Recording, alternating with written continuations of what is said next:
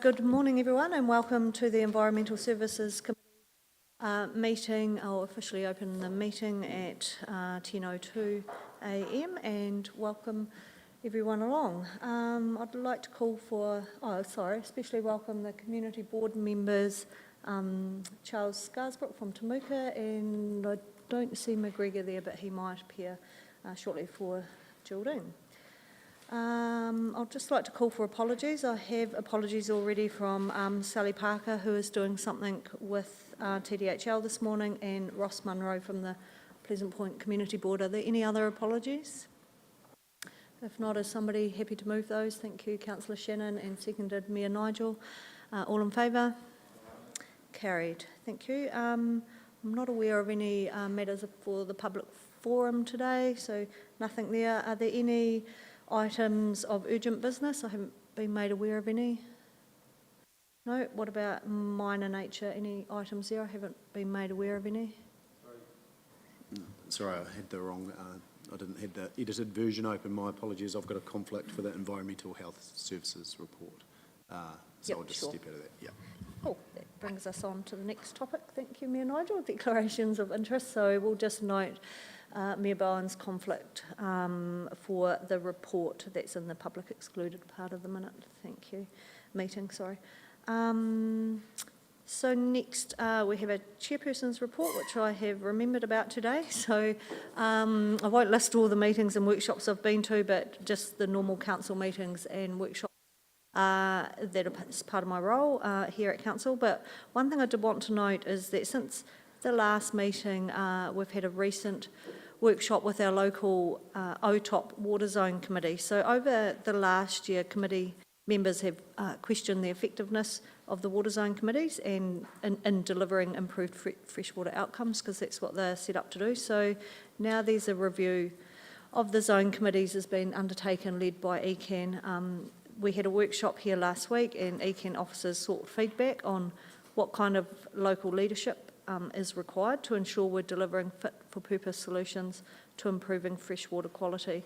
So if anyone has any feedback, I understand Mayor Nigel is joining a similar workshop coming up, I think they're doing with all the mayors, but if anyone has any feedback on the water zone or what you think effective leadership looks like for improved freshwater, send your feedback my way and I'll pass that on. Other than that, I have nothing else to report, so I'd like to move the adoption of my report. Seconded, Councillor Oliver. Thank you. Any questions or comments? Councillor Burt. Yep. Step around the conflicts. I'll step back from that Wai Taurika. Yep, thank you. If you could just note Councillor Burt's conflict for that. Thank you. Sorry, just in regard to your comment on OTOP, and I know I'm being consulted with soon, it's one thing that I think this council neglects to give any real thought to, and I do wonder if we actually have to, have a half an hour conversation on what we want as a council in this space, because we just end up leaving it to one or two people, and I think we forget that actually this is a committee of councils. So yeah, I think we just need to, maybe through you, Mr. Cooper, tidy that up and just have a good conversation around what we want from that moving forward. Do you think we should have a report back to the next this next committee, or have a more informal workshop sometime in between now and when the consultation closes? Yeah, I think probably just informal to feed into the consultation would make sense. Yeah. Can I leave that with you, Mr. Cooper, to organise a time that we can have that discussion? Yeah. Cool. Can you just note that as an action? That would be really great. Any other questions in relation to that? If not, we've got the resolution on the table, so I move the adoption of a report, seconded by Councillor Oliver. So all in favour? Against? Carried. Thank you. So we'll just move on to the confirmation of minutes from the last meeting. So the recommendation is that we confirm a true and correct record of the meeting held on the 12th of March 2024. Does somebody move that? Thank you, Councillor Shannon. Mayor Bowen, did you have a question, or are you happy to second? Any questions or amendments to the minutes? If not, I'll put the motion. All in favour? Against? Carried. Thank you. Okay, so we'll move on to our first report. Today, we've got the actions register update, actually, sorry. There's only one item on this, and that's been addressed at our meeting today. That's around the vehicle fleet. So unless there's any other questions or comments, I'll just move that we note the updates to the actions register. If somebody would like to second that, thank you, Councillor Booth. Any other questions or comments? If not, I'll put the motion. All in favour? Against? Carried. Thank you. Right, now we'll get into the business of the meeting. So the first thing we have on our agenda today is an update on the Waitariko project update.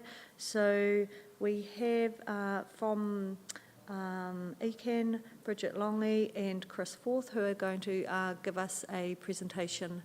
I have a feeling I pronounced your name, Bridget, wrong, sorry. So they're going to give us a presentation on the project, and as noted, Councillor Burt has a conflict of interest here being delivered by ECAN. Thank you. So just welcome you both to the table, and I will hand over to you to go through your presentation, unless Mr Cooper, you wanted to add any comments at the start. Now, just as a member of the steering group, I've found it to be a great project to be part of, and I think the team have done some great work, but I'll let those experts describe it to the progress to the committee. Kia ora koutou. I'm Bridget Lang. I'm very used to being called Bridget Longy all my life, so it's all good. I'm a Principal Strategy Advisor at Environment Canterbury. I'm based in Christchurch, but along with Chris Firth, we are leading the development on behalf of for Environment Canterbury, our part of it, to develop this project to restore the Māori of Waitariko Lagoon and catchment. And so today we just want to take an opportunity. It's been a while since we've come to this council and given a formal update on where we are with the strategy development process, and it's moving quite rapidly, so we thought we'd take this opportunity. But because we haven't been here for a while, I thought I'd just give a really quick run through about a little bit about it, but also how we got to where we are and to be in front of you today. So our Waitariko is a partnership between the Department of Conservation, Environment Canterbury, Te Runanga o Arowhenua and Timaru District Council to develop a strategy to restore the Māori of Waitariko. It's guided by both a working group that was established under the mandate of Timaru District Council and Environment Canterbury, and also a steering group that we stood up when we formally started the strategy process. And they're both made up of key staff and senior leaders of each of the partner organisations. There's two things that this project is trying to address, and the strategy is trying to address two major issues. Number one is the inevitable change that's occurring in the coastal part of the catchment, which are driven by natural hazards and the need to adapt to coastal hazards, and also the deterioration of health within the wider catchment itself. So I would labour the point that the strategy isn't just for the lagoon, it is for the wider catchment. And so it's to address the health of the environment and also the ecosystems. As I'm sure you know, the Waitariko catchment it contains regionally significant industry, critical infrastructure, two designated mataitae farms, and one of the oldest, if not the oldest, wildlife refuges in New Zealand. And it has a really long history of cultural use for kaitahu and represents one of the one of the few coastal environments of a type. So with the issues that are placing pressure on it, we have an opportunity to do something about it, but we're also aware that that opportunity will close as time goes on. The other thing about the strategy is that a lot of conversations and really good work and activities have obviously occurred in this area, but to date they've been piecemeal and not well coordinated. So the strategy is an attempt to bring those together and formalise the activities and the parties involved, and to prioritise the actions that are going to be needed to restore the Māori of Waitārakau. So just to take you back, a quick overview of how we got here. So like I said, this comes on the back of decades of conversations. There's actually been conversations about the degradation of the ecosystems in this environment going back to the 19th century. So this isn't a new conversation. But and sorry, like I said, in 2016, reflecting those conversations, a working group was established. But it wasn't until 2021 that there was funding included in Environment Canterbury's long-term plan in year 1 and 3 to develop a strategy. And this is the first time dedicated funding had been available for that purpose. So with that funding, we spent 2021-22 doing a project refresh with the working group and with organisations and stakeholders. In late 2022, we stood up a steering group, of which Paul Cooper is your representative. This is made up of senior leaders from each of the partner organisations. At this first meeting, the first couple of meetings, through independent facilitation, we worked with the steering group to agree a process and a scope for the strategy.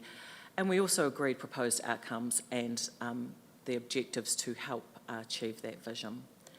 Then throughout 2023, we kicked it off basically to coincide with Sea Week in March in 2023. We spent most of last year doing community engagement. Those proposed outcomes became the basis of our conversation with community, and that's how we started the conversation with community, to find out what was important to them, their knowledge, get their expertise and ideas about what would improve the Māori of this catchment. We had 2 phases of engagement. I'll go into a little bit more about that in a moment. But that brings us to now, which is that in the first half of 2024, we have been drafting the strategy. And then the next steps is to finish drafting the strategy and then to work with our partners to get that strategy, get feedback and get that strategy formally approved. So just a quick run through of what we did to get to here. This, like I said, we had spent most of last year talking to communities. We had a first phase of engagement that went from March to July, and this was to get early feedback. We didn't have set options that we wanted to talk to people about. We wanted to find out what people cared about, their experience, and the values that they wanted prioritised. We did a campaign that was supported by our Waitārakau Have You Say engagement website. We had this was supported by an e-newsletter, broad range of, as you can see, broad range of print and radio advertising, a Facebook page, and we also had really good media coverage as well. We also, right at the beginning, sent out 1,300 letters to people, residents and businesses within the catchment area as well, to let them know that this was happening and to let them know that we were very keen for them to be involved and the ways that they could be involved. We were really pleased with the level of engagement we got. Not only did we get high engagement, we also had a really positive response from the community. We were really pleased to know that it wasn't, people were really keen to be involved, and there wasn't any focus about, say, blame for how we got to here. It was actually like, okay, this is where we're at, let's all get together and do something about it. So that was, that was a really positive outcome. And you may recognise one of your elected members in that lower photo. We went to, had a couple of drop-ins, including the farmers market, so that's some of the team just there. We also had a lot of events, so we had, or people could interact us online or and the like, and know what we were doing, but we also supported this with events that we held, but also we collaborated with community-led events and stakeholder meetings as well. The key thing that we heard from all this engagement was that it was a special place and it needs to be protected. There was also overwhelming support for the creation of a joint strategy. We we worked really hard to make sure that we could get community, industry and stakeholders involved, and we also used this engagement as a way of doing relationship management and relationship building, knowing that the community has to be at the heart of this and any long-term actions that come out of it. The feedback we got in this first phase was consistent with the proposed objectives and outcomes that we had already identified with the steering group, but we have done refinement since to include additional themes and anything else that we needed to make sure we're accurately reflecting what we heard. But like I said, there was a range of community drop-in events. There was activities down at the lagoon itself. You'll see St Joseph's School there. We held a couple of community events. One was at Sea Bay and another one we held in the industrial area itself. We were really lucky, couldn't have planned it better, that the Young Farmer of the Year awards was being held in Timaru during our engagement. So they got in touch with us and they did a planting event for their contestants and whānau as part of that. So it was awesome. We went to a farm in the catchment and did planting. And also the other thing that we've done, and this was mainly down to Chris, is work really closely to have one-on-one meetings with stakeholders, particularly around businesses and industry. Even though we had that drop-in event in Washtenae that was targeting people within and businesses within that area, we found that stakeholders really wanted to have that face-to-face chat, and that was really been really useful. The next thing we did after that broader engagement is we wanted to get a lot more focused and get more into the detail. So in phase 2, we held a range of community workshops that drew on people's experience and knowledge and expertise, really starting from that position that we don't know everything, and there's a whole lot of people in this community who know that catchment as well as anyone, and so we really wanted to tap into that knowledge and ideas. We had 4 community workshops. The first workshop we had was with staff members and subject matter experts from the 4 partner agencies. Then we had 2 more workshops with community members from a really broad range of groups, from mana whenua, farming, industry, residents, people who were from, say, environmental advocacy groups, and educational organisations as well. We had University of Canterbury, a couple of representatives from University of Canterbury there as well. So we had 2 workshops with them, and then we had a 4th workshop that we brought them together. So we had staff and community members working through the proposed objectives, but also looking at how they could be measured and implemented over time. It's nice to have nice words in a strategy, but you've got to get down to how we'd actually, get boots on the ground. And the other thing, and this points to my earlier comment, is that was really great, and this was one of the things we wanted to come out of it, was that it really fostered the connection between the community and the communities themselves wanting to get together and wanting to do some stuff themselves. So it provided an opportunity for people to come together on that. The other thing that we did just last month in March is we did a reporting back session. We got people who'd been at those workshops back again and just told them how what they had fed back to us was being reflected thus far into the strategies. We make sure people know that we are genuinely taking what they've told us. And we also held a barbecue to basically thank them for the mahi, because they'd given us a lot of their time. So about the strategy itself.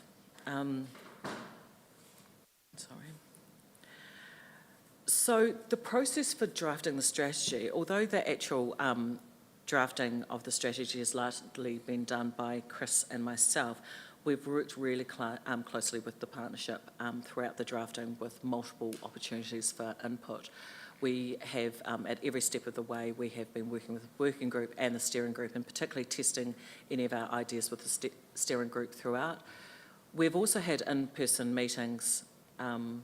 We've also had in-person meetings with key senior staff in each of the organisations, including Timaru District Council, just to get a sense check and get advice based on some of your, where you are with your planning, and just to check that it makes sense within your own priorities. And we've also had technical staff and subject matter experts from each agency being able to directly input into a draft. We have circulated around some key staff members so they can actually be writing words directly onto the page. So, what does it do? As I said, this strategy is for the whole catchment. While it was the health of the lagoon that was really brought this to the fore, we know we can't do anything to improve the health of the lagoon or the coastal area unless we look at the whole catchment. And indeed, it was actually property owners in the wider catchment who really pushed for us to include the whole catchment and a great enthusiasm to be involved in that. It provides a framework for the agencies to meet their own obligations. It doesn't produce new obligations. It provides a framework and a direction for how we might work, do our business as usual mahi within the area. And it will be informed by, but contribute to the legislative context in which it sits. And while it will influence the statutory environment, it's not a statutory document in of itself. Like I said, it provides the strategic direction for us to meet our roles and responsibilities, but isn't a statutory document itself. The other thing that it does is it helps us all work together to help us efficiently and collectively work together in anything that we're doing in the catchment. And it's a way of us to keep connected when we're doing, doing the things that we have to do or the things that we want to do in the catchment. It provides a way for us to make sure that we're doing that holistically and collectively across the partnership. I think the big thing about it is that coordinated bit. We know there was work going on previously, but it hadn't been sufficiently coordinated to get those big gains that we're going to need to get if we're going to meet the outcomes of the strategy. It also enables, like in that last point, it enables us to facilitate community-led work. You've got a community here that are really keen to be involved. Some of this is actually, we won't need to have a heavy hand at all. Some of it might be in-kind advice or support and providing support where we can, but then kind of getting out of the way. And this provides a way for us to do that. And it also probably provides, the reality is it should provide ways for us to enhance investment as well, investment opportunities as they come. If we know the direction we're all travelling to, if we find an opportunity come up, then we'll be able to jump on it if there's a funding opportunity that comes up. And labouring the point again, it's like to say that it does put the community at the heart of this work. This isn't an agency thing, this is for the whole community. I'll just quickly go through these. The outcomes that have been decided landed on throughout the engagement is the ecological revitalisation or restoration achieves and sustains a thriving, healthy, functioning ecosystem. Mahaka Kai is central to this work as well, to enable customary harvest of food and resources that were traditionally gathered from the area. Enable the community to appropriately interact with the catchment and to improve opportunities for that. We also want to provide as much opportunity as we can for the community to be informed about but actually involved in themselves in this work. It's not just us that can do this, it's got to be community-led as well.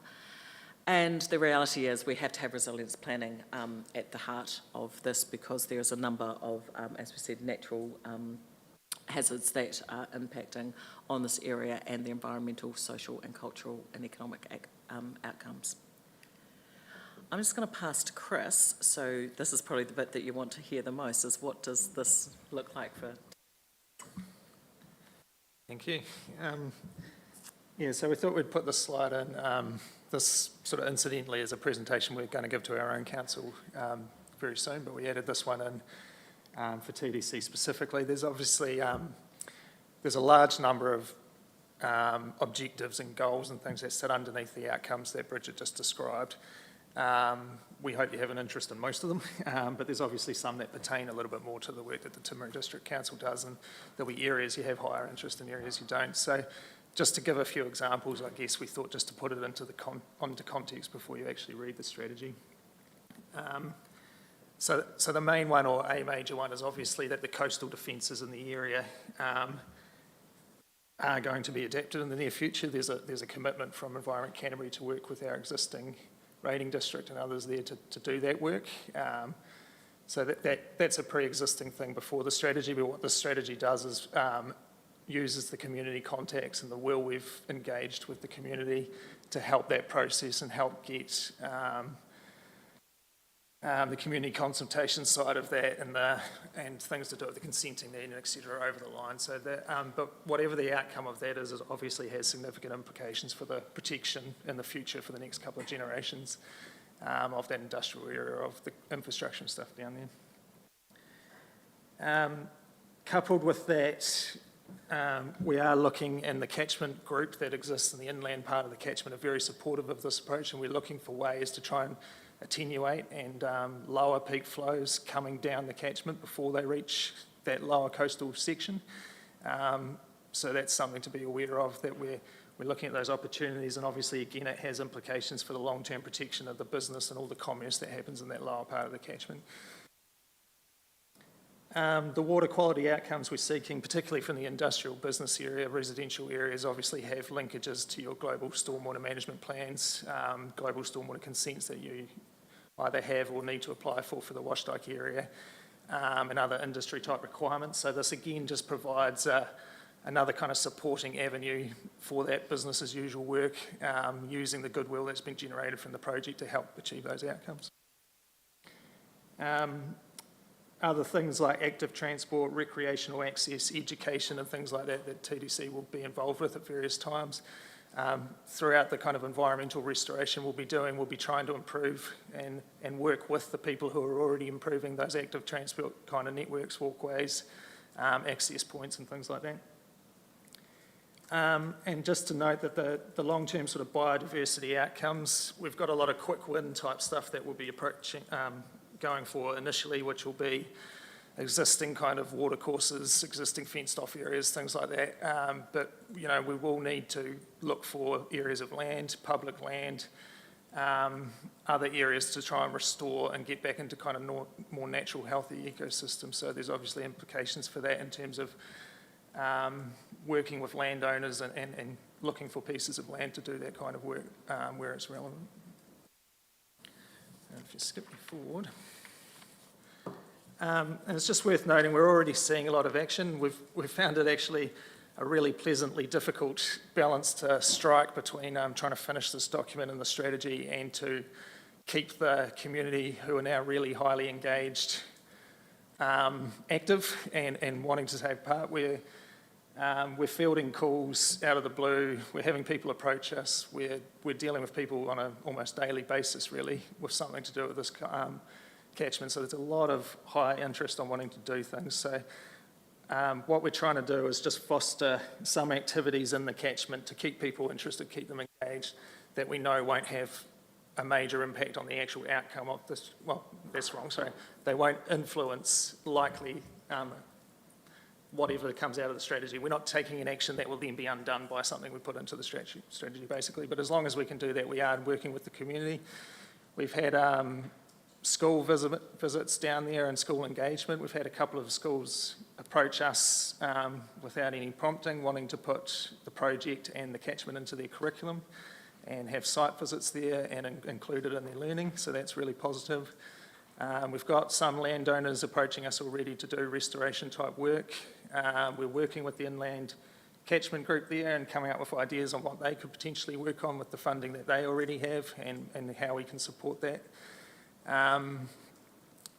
Yeah, there's plenty there. We've had beach cleanup. We cleaned up about 8 rubbish bags and all those large items there in about an hour and a half with some community members. So we're going to go back and do another section of the beach, and there's lots of support to do that. So, and pest control work we've been initiating too throughout the catchment, because removing a lot of the pest species in there is another outcome of the strategy. So just to note that there's plenty of work happening, and the community really are keen and involved and wanting to lead things. So it's not, we're not creating a strategy that's going to be agency trying to tell people and try and twist people's arm and force them in all cases. There's a lot of proactive community work that's already underway. Thank you. I think that's the other thing about taking a multi-phased engagement approach, that we've actually had opportunities to meet with people that we may not otherwise have had, and getting them to really coalesce around this. So it's been perhaps more successful than we could have actually anticipated, which is a nice thing, nice problem to have. So just to let you know about where we are now, so as I said, we have drafted, we were just about at the sort of last bits of drafting the actual document itself. We are currently sending that to design. I just want to make it really clear that this is our Waitārakau strategy. It's not an ECAN strategy, and even though we might be designing it, it's not going to have the look and feel of an ECAN document, because I think partnership is the most important part about this project. When we have that, once we've had that designed in-house, we want to share it with you to get your feedback on it. So you can, rather than going through it in a meeting, we thought we would provide it to you and you can provide comment on it. We will be doing the same with the governance of all the partnerships as well. And like Chris said, we're briefing our council on this tomorrow, and we'll do the same process with them. We'll share it with. Once we've got the feedback and integrated it, and work with the steering group on the finalising it, we want to share the draft strategy with the community for community consultation. Small C consultation. It's not a statutory process, but we want to go back out and get community engagement on this. At this stage, we're looking for that to run for June. It might go on a little bit into July. We thought it'd just be the month of June, but we might be starting a couple of weeks into, by current timeframes, starting around mid-June to make sure we've got everything well prepared. We're currently working on our public engagement campaign for that, but again, there'll be multiple opportunities for people to interact, and we're really keen to take opportunities, perhaps catch people who may not have been involved in the first round or didn't know about it in the first round. We will then take that back and integrate feedback as appropriate and then the final strategy will be coming to partner agencies for approval, endorsement and approval in the second half of 2024. I would say it's pretty early in the second half. I like to be optimistic, but we weren't pushing it too much because we know that you're all pretty busy with big LTP, and yeah, so there wasn't a big push to get it in before you've done your LTP. But yeah, we'll be coming back to you hopefully sometime in winter or sometime in the second half of 2024. Then the next bit is actually implementing this. Obviously, we're not developing this to sit on a shelf. We want to start getting in and advancing the relationships that we have formed, and working with quick win actions as well. However, I would note, and you'll see this when we provide a copy, not everything in it is going to require a big action plan. Some of them we can just sort of get on. It's kind of our business as usual. There is some actions or approaches we need to take that will require further work, and that further work might also require another rounds of engagement. So just you'll see that when you get a copy of it. But there's other things we can actually pretty much get on because it's within what we already do. And I think the one last thing I'd say is the momentum for change is really strong and the community is highly engaged. So we're trying to make sure that we don't drop that engagement and enthusiasm. So we've kind of got to get on and do some of the things we can easily while we're planning some of the big chunky things. We don't need to wait for the big chunky things to be planned out. We can keep working on this. So thank you very much. Thank you. That was a fantastic presentation. And before, when I was giving a brief update on OTOP, I said one of the questions is what does leadership in improving water quality look like in our district? And I think this is a fantastic example of what that looks like. And I love that it's kind of from the bottom up and involving that community. So it's fantastic. Do we have any questions for Bridget or Chris? Councillor. It's great that the engagement, and it looks as though it's a great thing. One thing that hasn't been mentioned is cost, which is important to us at the moment. So, you come up with a plan, but it's not going to be any good if you say, now you've got to tip $1 million in that we don't have. So what are the major costs in this? The way that we frame the strategy, and a lot of this actually came from the community itself, is the first thing that is generational. We're not trying to change this catchment in 1 year or 2 years or 3. We're trying to set up a process where we're working towards change continuously and incrementally and in a manageable way for the times. And the project is sort of designed quite deliberately to operate on kind of 2 levels. So we're looking to get a base level of work occurring in the catchment, whether it's sort of pest trapping, planting, rubbish cleanups, educational type things that can exist reasonably well within kind of BAU or extensions of BAU without sort of being too fun heavy, and that's got us moving towards where we're trying to get to. But that's not to say we won't have things that we will need money for.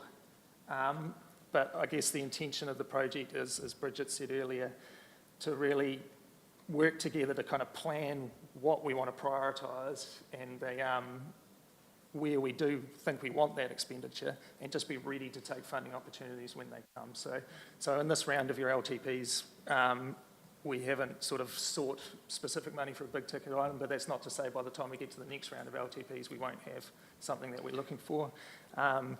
If central government created a fund that was right for us, we'd be trying to jump at that opportunity. So it's more about being in a state of readiness and going for that stuff when we're ready to go for it and when the opportunity arises. I guess that's how we're working. And in the meantime, establishing good progress with the community-led stuff and the stuff that doesn't cost the end of the earth for us.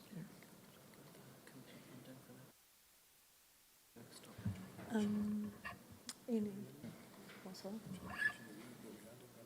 Yeah, if you'd like to. I think Mr Cooper has something to add to that. Or just for Councillor Piddington, through you, Madam Chair, I think we have penciled in this LTP, circa $3 million spend in the catchment over the next 4 or 5 years. And it's how we align that in the best possible way to meet our stormwater management plan needs, but also align with this project as well, so we can get a win for everybody. It's how we spend that. So I think that's some of what this strategy is hoping to deliver.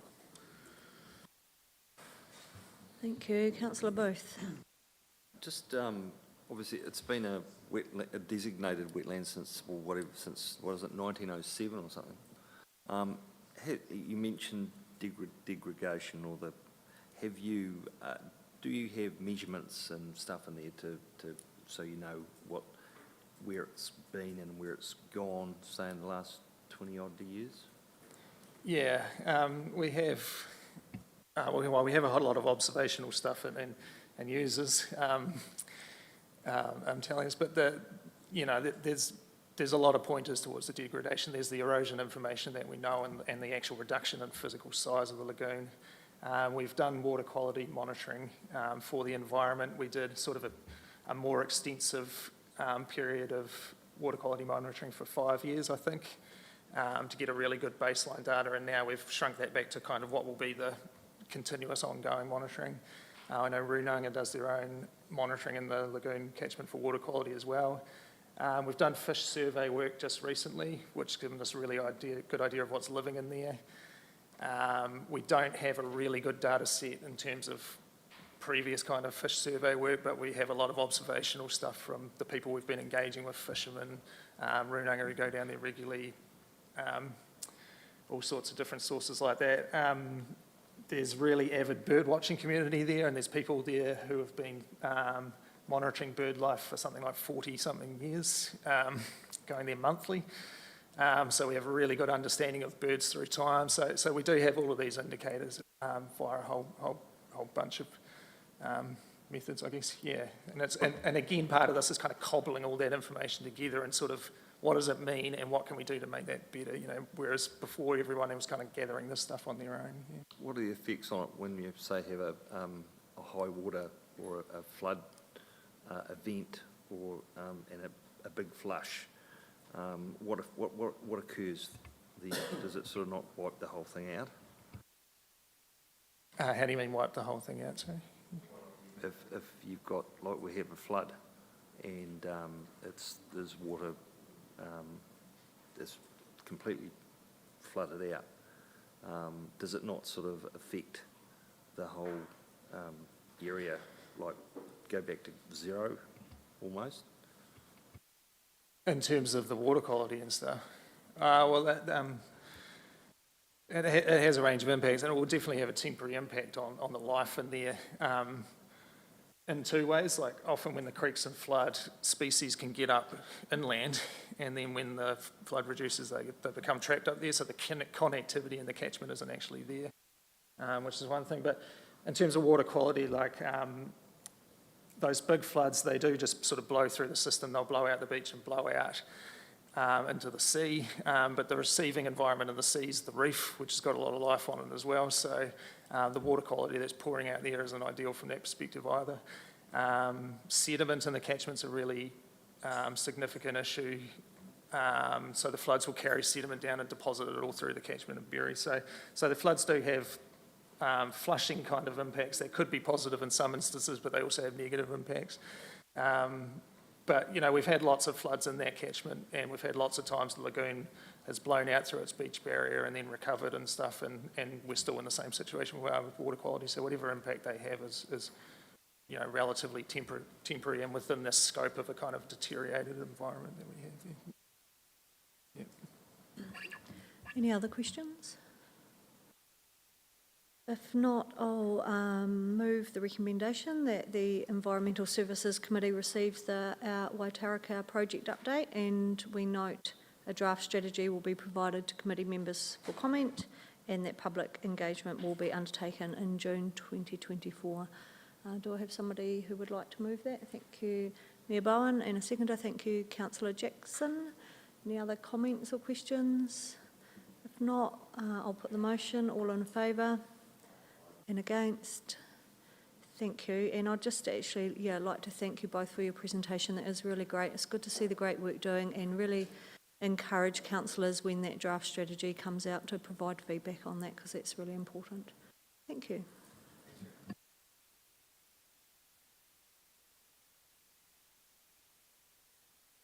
Okay, we'll just move on to report 8.3, which is the Climate Change Partnership, and I'll invite Mr. Taylor up to the front to give us an update on this. So the purpose of this report is just to get an update on the Canterbury Climate Risk Assessment work, or the plan that we've been working on, and also there's some funding allocation in there, and to make a decision on whether we continue to support the work this plan is doing. So I'll hand over to you, Mr. Taylor. Good morning, councillors.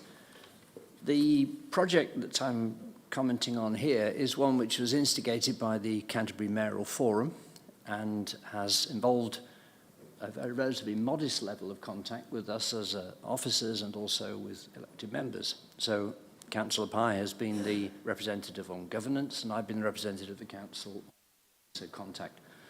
The great value of the work we've done so far has been on learning about what's happening elsewhere in the region, exchanging experience, sharing work, on occasion saving ourselves a lot of time and effort by not duplicating work done by other councils, and also being challenged by those who take the greater initiatives or perhaps had a head start. And there's certainly a couple of councils, and Selwyn and Waimakariri and Christchurch probably the strongest, who obviously have a bigger area to look after and bigger budgets to handle.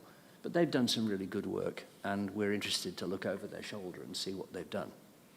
The idea of the Mayoral Forum partnership on climate is that there are several areas of work where it would make sense for our council and all the other councils to work together, to share our efforts, to share our investment, and to make that as cost effective and productive as possible. The idea of that collaborative work is picked out in this paper.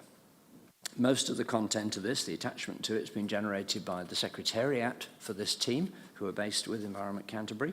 So I've not rewritten their material, it's there for you to consider. And the purpose of the report for you is to identify the work in progress, to identify the plan of action for mostly research, information gathering and investigation to be done as a shared work across the councils to which we would be a contributor. And there's allowance in the long-term plan budget for a sum to allow us to take part. The amount is based on the collaborative effort of all the councils together who tried to set a budget. It's not based on exact estimates for the elements of work, so there'll be some readjustment as time goes by, but it sets a ceiling. And the idea of that budget is that we're contributing at about the same level as areas of population similar to ourselves, such as Ashburton District. There are 10 work areas. Some of them, to be honest, have greater relevance to us than others. Some of them are more appealing. Some of them are useful in the short term, and some of them are going to be jolly useful in the long term. So it's a mixture of approaches.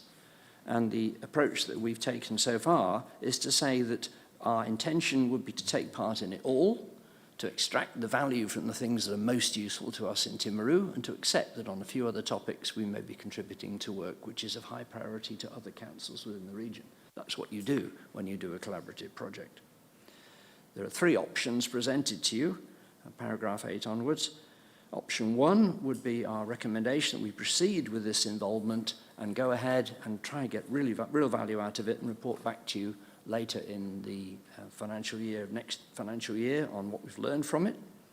Option 2, of course, is to not proceed, which will either mean that we reduce the total budget available for work being done elsewhere in the region, but it will also mean we lose the benefit of that collective work. Option 3 will be to try to negotiate the curate's egg approach. In other words, we like this bit, we don't like that bit. Now, Councillor Pye and I did try out that idea on the last meeting of the reference groups, and we were given a fairly clear message that you were either in or you were out. So that was the guidance we were given. So we're glad we asked the question, but I think it leaves us in a position where, although there may be some parts in here which councillors will say this is of lower priority for us, and others where you'll say, yes, that's spot on, we're invited basically to take part in the collective effort. Over to you, Madam Chair. Thank you, Mr Taylor. Just before we go to questioning, I see Councillor Scott's first off the mark, but just before we go to that, you know, it says in the report that I endorse this, and I have to be honest, I have questioned this over the last couple of days, just given the financial position that councils are in up and down the country, and have really questioned, you know, if we've got to get into a better financial position, do we need to say no to some of this work? But I have come back to a position of endorsing this, and I just wanted to outline a couple of reasons why. And so rather than stopping all work, and not just the staff, we need to look at how we're delivering the work and how we can reduce the spend but still achieve the outcomes. And there's a number of examples of how we're trying to do this. And I think in this instance, this is a case where we can spend less to get more by collaborating rather than doing it on our own.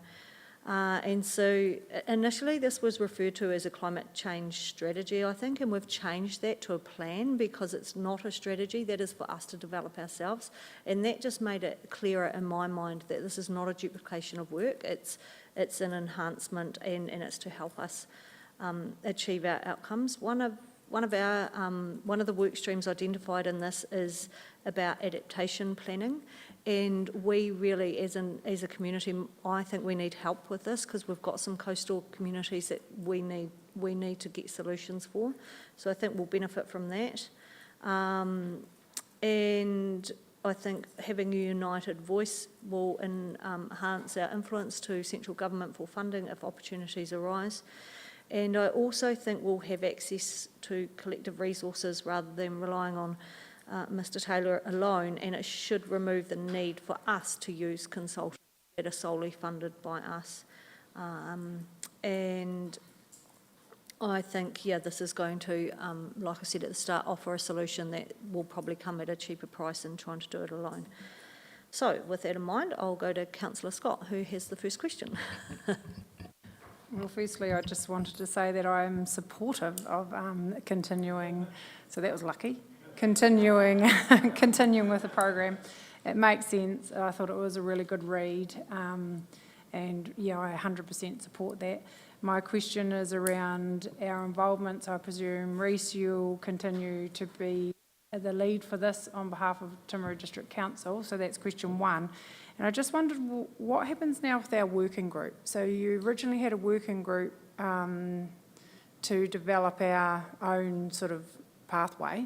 Will they continue to be used for this, or is that sort of work ended now? Just wondered what happened with that engaged group. A fair question to ask, and one where you have too many groups labelled with strategies and plans, it gets confusing. The work that we initiated with external input in last year and began to pause when we were spending less on consultancy, that work was focused on Timaru district. It was focused on community engagement, and it's given us a lot of leaders and pointers for our work in making our own plans here for the district. So that investment is valuable to us for our work here in the district. It's separate from this regional-wide work, and it would be useful for us to revisit aspects of that strategy making in the year ahead. I know that financially we're very constrained, which limits our options, but I think it's really important that we continue to work on the value of our leadership within the district and not just on the in-house work on carbon efficiency or adaptation of our own infrastructure. So there's an element there which would be, I think, encouraged by the forum, the regional forum, to take the initiatives we can do best in the district ourselves and to allow for that, and then collaborate with our colleagues around the region to get the efficiencies of the shared work. And separating those two, certainly at the officer level, currently lies in the role in which I sit, guided by my manager and by the council chair. Thank you. Any other questions? Councillor Booth.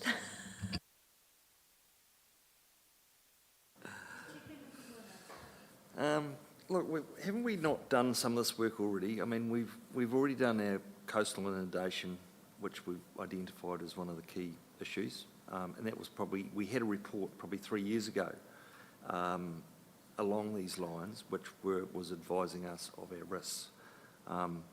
So is this not just a duplication of probably the same information based on assumptions that really aren't proven? And we've already taken direct action, and we've applied that to try and mitigate any risks of our ratepayers and property owners. I'm really concerned that we're going to be perhaps throwing money away on a report that perhaps no one's going to read, or it's going to say the same stuff that we've already read before. So unless there's some new facts, and what's the point? So I guess, and if it has to go ahead, that funding should be within our existing envelope of the money we put aside for such issues. Several points raised, Councillor Booth. In terms of duplication of existing information, that's definitely not its purpose. None of the councils around the table were interested in duplicating what they. So it's to gathering new information. So for example, in terms of adaptation, yes, there's much greater awareness of the rate of erosion along the coastline. The previous topic on Waitarika is very much influenced by the 2 metres a year incursion of the sea into that lagoon, for example. So we know about the change underway, how we respond to it, and using really good practice learned from elsewhere in the country is the key challenge for us now. So it's what actions we take, how we prioritise those actions. That's new work. We're not old hands at it yet. We're beginners at that. So that I think means that it's a new area of work, not a repetition of the old. The purpose of this work is not to write long reports or to make more strategies, as our chair has made clear. In terms of where it's funded from, there's a commitment within the long-term plan to fund work with the Mayoral Forum, which is identified as a budget heading. And that's dealt with by our financial team and handled that way. I guess the other thing is it not something that probably nationally, that it's probably going to be the same old thing everywhere. So as in for New Zealand, and advice back to councils on how they should treat whatever it is that they've got to try and mitigate. So yeah, I guess I'm just concerned you're going to get another report that no one's going to read and or not be able to take action on.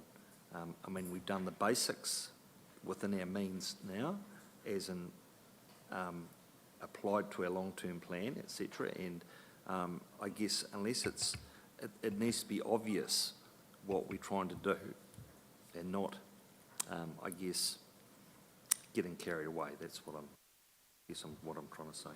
Thanks. I think, Councillor Booth, having the governance group and the working group will help guide exactly how these work streams play out, and there is a talk of prioritising some of them. So to Rhys's point on how we wanted to pick and choose what we were in, we can influence to a degree what we do first. But to be more specific to what Rhys was talking about is, for example, some of those other areas have done plans around managed retreat.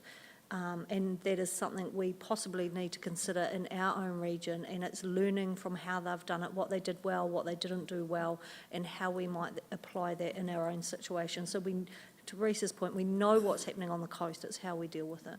And I don't see this as just a report dropped and that's it, and we've paid all that money for one report. It's a series of work streams. And also to support that, we will be feeding into those reports, and that's the key, to be at the table for that. If we're not at the table, you agree, you will get a report and we'll go, what has that got to do with us? But I also think the important thing for us is leveraging the financial opportunities that could come from it, and we need to be at the table for that. So for me, I see the opportunities there as trying to leverage financial support. Was that you just moving the recommendation, Councillor Scott? No, before that, are there any other questions? I have Councillor. So the recommendation is that we receive and note the Climate Change Partnership Programme report and confirm our participation in the partnership program for 2024 to 2027 as budgeted for in the draft LTP. So Councillor Scott has moved that and Mayor Bowen has seconded that. Are there any further comments or questions on it? If not, I will put the motion to the meeting. All in favour, please say aye. Against? Do you want that noted, Councillor Booth? Thank you. Thank you, Mr Taylor. I believe you're staying at the table for the next report, which is the Timaru District Council fleet. So I will just hand it back over to you to talk us through that report. Councillors, at your previous meeting, you had some discussion about the vehicle fleet as an example of an area where we could perhaps make some changes to how we operate, which along the way would be financially effective, more importantly in that context, carbon effective. In other words, trying to actually, the phrase I use, right, cliche, is to drive the talk rather than walk the talk. So we're beginning to reduce our carbon emissions through our everyday activities and operations. So this paper looks at that topic and gives you a bit of background information about the fleet. And I'm very grateful to Deb and Jackie and various others on the team who've helped me to gather the information, because they've been more closely involved in the fleet management than I have. The essence of the story here is that if we wish to start reducing our carbon emissions from the everyday activities of vehicle use, we have to work in two areas. One is to use the vehicles less.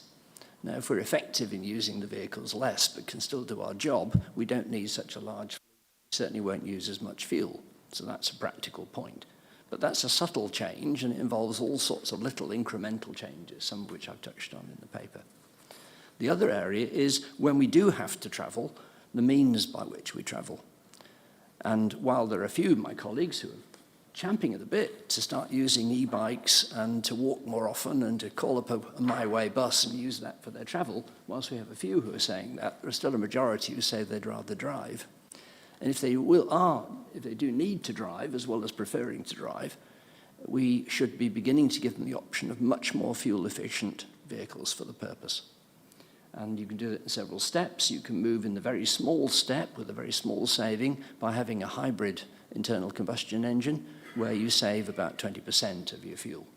You can move in the larger but more complex step of using what's called a plug-in hybrid vehicle, where you have to charge the vehicle, usually overnight, and then you use battery power for as far as it will take you, and you switch across to using the petrol engine after that.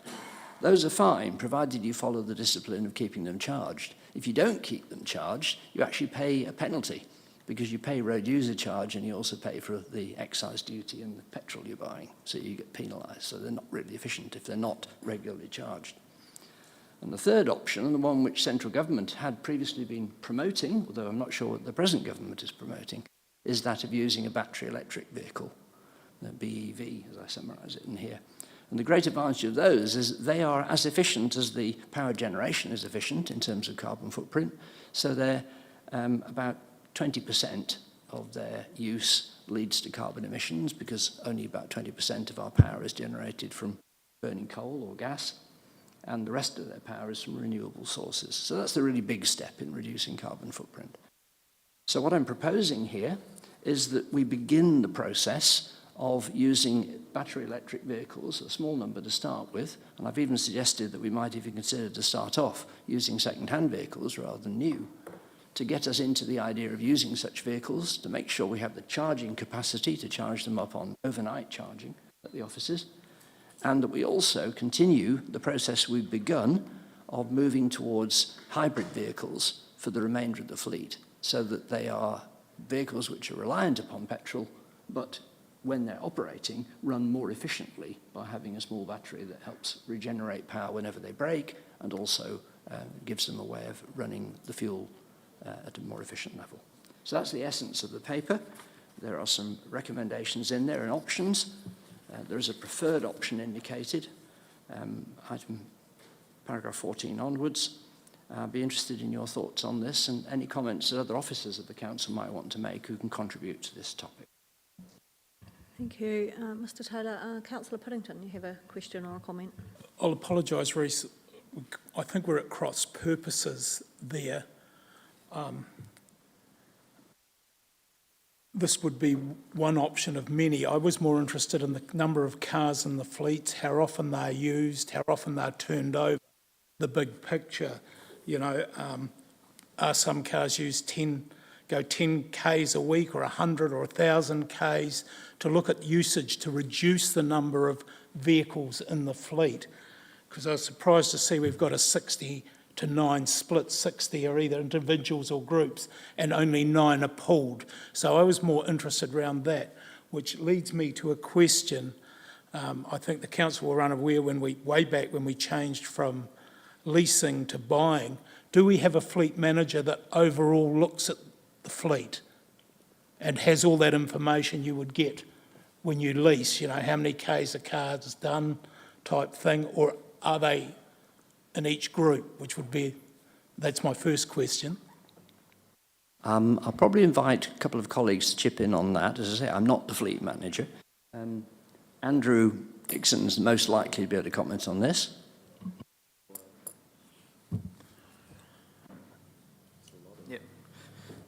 Thank you. Through you, the Chair. Yes, we do have someone who monitors the fleet. We also have each vehicle has a tracking system in it, so we do have all that information regarding how many Ks it does, where it goes, and all that is there. We do purchase vehicles in accordance with council policy, and we do manage those vehicles. We balance mileages. We rotate those vehicles. We're to making sure that one vehicle doesn't get too high a mileage, and we basically sell them after 5 years. So it's the optimum time to sell them. And that money goes back into the pot. So is 69 the optimum number? Are we using them efficiently with what you're doing there? Because, I mean, we've dropped a group manager who had a car. What happened to that car? Does it sit in the car park? Do we get rid of it? Does someone else jump in it? I can't say whether 69 is the optimum number. That analysis hasn't been done. We have been, I guess, moving to reduce the number of vehicles that we have. There's a lot of vehicles that, when they come to the end of their 5-year life, we're not actually replacing. We're saying, you go manage it. The issue is more around the designated vehicles that are assigned to particular departments or particular people who require very frequent usage and go out a lot. These are the project managers, your site supervisors, and those ones, and your inspectors that go out regularly. Yeah. That's my point, Andrew. I wanted to see the analysis of the vehicles in this paper, a list of the vehicles, whether they're assigned individuals and who they were, to make sure we're spending money on vehicles fringe benefit tax, all those things appropriately, and none of that is in this paper, apart from a suggestion that we move to electric. If I don't have to ask myself. I think maybe a way forward is that because I think, to be fair to the council officers, the details of what was requested here was not entirely clear. So I think if I may suggest that we get a report with those details that Councillor Piddington and I understand other councillors around the table and brought back to the Infrastructure Committee, I believe is the right one. Is that correct? Yes, that would be correct. But how about we take this opportunity with the information that Mr Taylor has provided to give some guidance on what people around the room think about a move to electric vehicles or not? So we'll go Councillor Scott and then maybe Councillor Burt. Well, at this time, I'm not supportive of any options. What I think is missing is the financial component to this. There is literally none. What is it going to cost us to install overnight AC charging points, slow charging facilities? I question productivity if we start making people walk to meetings, bike to meetings, get in my way. I know in my own world, if I was told to walk to Wilcombe Street, walk to Talbot Park in my current job, my productivity would significantly reduce. So there's a component to these suggestions, and the financial one, I'm sorry, is missing. So I do not support any of these recommendations. Thank you. Councillor Burt. It's just about echoing what I was going to say. I understand we're at cross purposes here, Rhys, and what you've done here is correct in terms of what you're trying to land for the philosophy of reduced emissions and things like that. It's unfortunately falls in the face of what we were trying to achieve in something else, and that's what we need to do. So get an understanding for that, as you've said, and then get a full report on those other things, because it's very evident, or anecdotally, but it seems to be evident that manufacturers are moving away from full electric back to hybrids based on the fleet sales and what's happening, and in terms of understanding how that affects our thinking, I think that needs to be factored in there. Thank you. Thank you. I'll go Councillor Booth. Yeah, looking at this report, I'm in favour of option 3. And again, it probably, what Councillor Burt's just said, going to hybrid vehicles over a BEV, which are unproved, and quite frankly, the larger fleet companies are actually starting to go away from them because they're not worth as much when it comes to sell them, and also the maintenance, of if they have a repair. If you get a stone in the wrong place, hits the battery, the car's right off. So that's what Avis have just done. They've stopped. They've gone full circle, gone right back. So so I'm in favour of option 3. Thank you, Councillor Booth. Mr Traynor, have you got a follow on from that? Because Yeah, then we'll go to Councillor Shannon. Thanks. If possible, I'd like to withdraw the paper and we bring a full paper of the entire fleet, what we've got, how we're using it, and what the strategy is going forward. Because an ad hoc option like this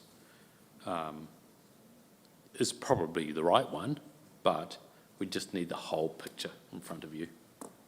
I think in that paper too is how, because I've heard of another company who have employees that are not reimbursed for charging their cars at home, and so they don't, and how that side of it would also work, because there is another consideration in it. Yeah, I know. But I think that is a good proposal, and apologise to Mr Taylor, who has spent some time preparing this paper when we didn't give very clear direction on what was required. Councillor Shannon, did you have something to add? Yeah, see, clearly, Rhys, what you've presented to us here is from yourself, and you are an advocate for the BEVs.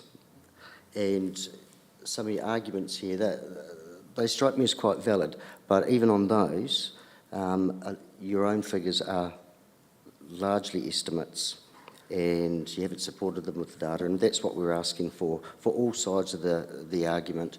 When, you know, there's a number of generalised statements, and they're vague or estimated costs.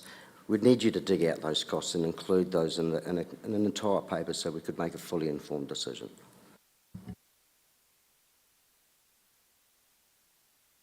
Councillor Oliver. Yeah, I think the costers thing, just looking at Fonterra, obviously, because that's where I work, they have electric vehicles. They started off with 2 or 3, they're now up to about 6. They require a charger per vehicle. They have one charger per vehicle because theoretically it takes 6 hours to charge and you'll charge that overnight. Obviously, that's where the cheaper rate of power is. So I'd like to know how much it would cost to have chargers put in. And I've done a little bit of work around, I've got an electric car and I think they're great, but, and the other thing is there power available for an electric charger? And all those sorts of things, because it is quite a cost. The good thing about Fonterra is we can charge our own electric cars at Fonterra, and they have a really good system in place. But they do have one charger per car. I can help on that particular point, Madam Chair.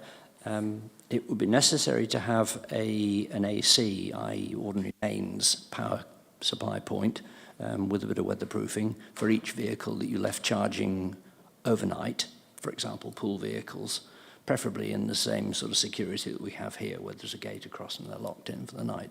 So yes, you would need a charging point per vehicle. You probably need a timer.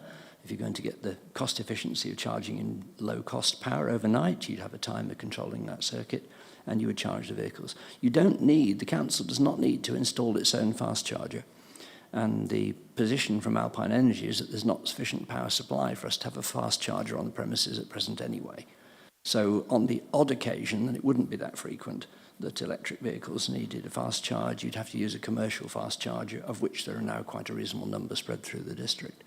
So the charging we have thought through. I did actually approach some companies for indicative quotes of pricing. I didn't receive them in time to meet this paper. Thank you.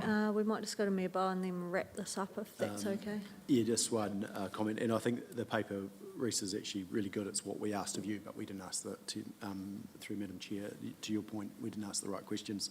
But wider than this, I think the cost-benefit analysis needs to be a question across every paper, because it will be the question that we ask, and not just sitting with environmental services by every committee, because we're guaranteed to ask it, whether it's financial benefit or social benefit or whatever, well-being it is. Thank you. So if I can, I will just go to the recommendations. So what I propose we do is that we just, I ask someone to move recommendation 1, which is that we receive and note the TDC vehicle fleet report, and I might add another recommendation that a full paper comes back to the Infrastructure Committee at the next meeting, Mr. Traynor. Is that okay, or do you want 2 meetings? It will be 6 weeks. It will be 6 weeks, I think. June, sorry, at the June meeting. Okay, and so a full report comes back at the June meeting. So would someone like to, Councillor Shannon, you're happy to move that? Councillor Oliver, happy to second. Any further comments on the motion?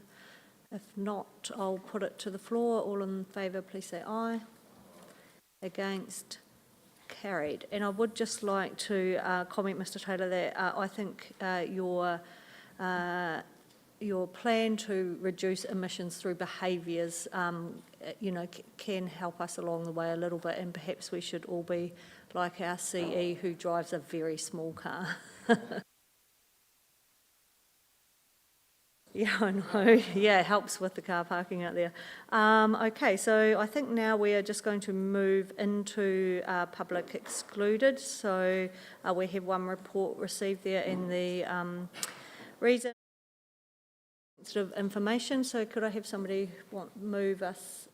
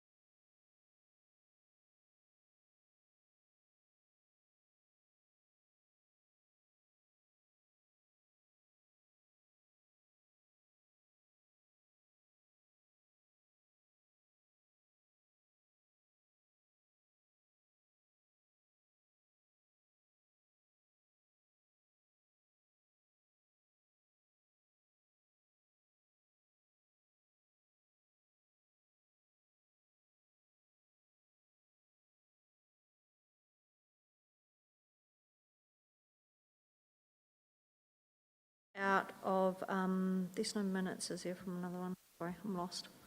I'll just move us back out of public excluded if somebody wants to move that we, thank you, councillor Shannon. Seconded, councillor Booth, thank you. All in favour? Thank you. Back into the public, and I will close the meeting at 11:26 a.m. Thank you very much, everyone.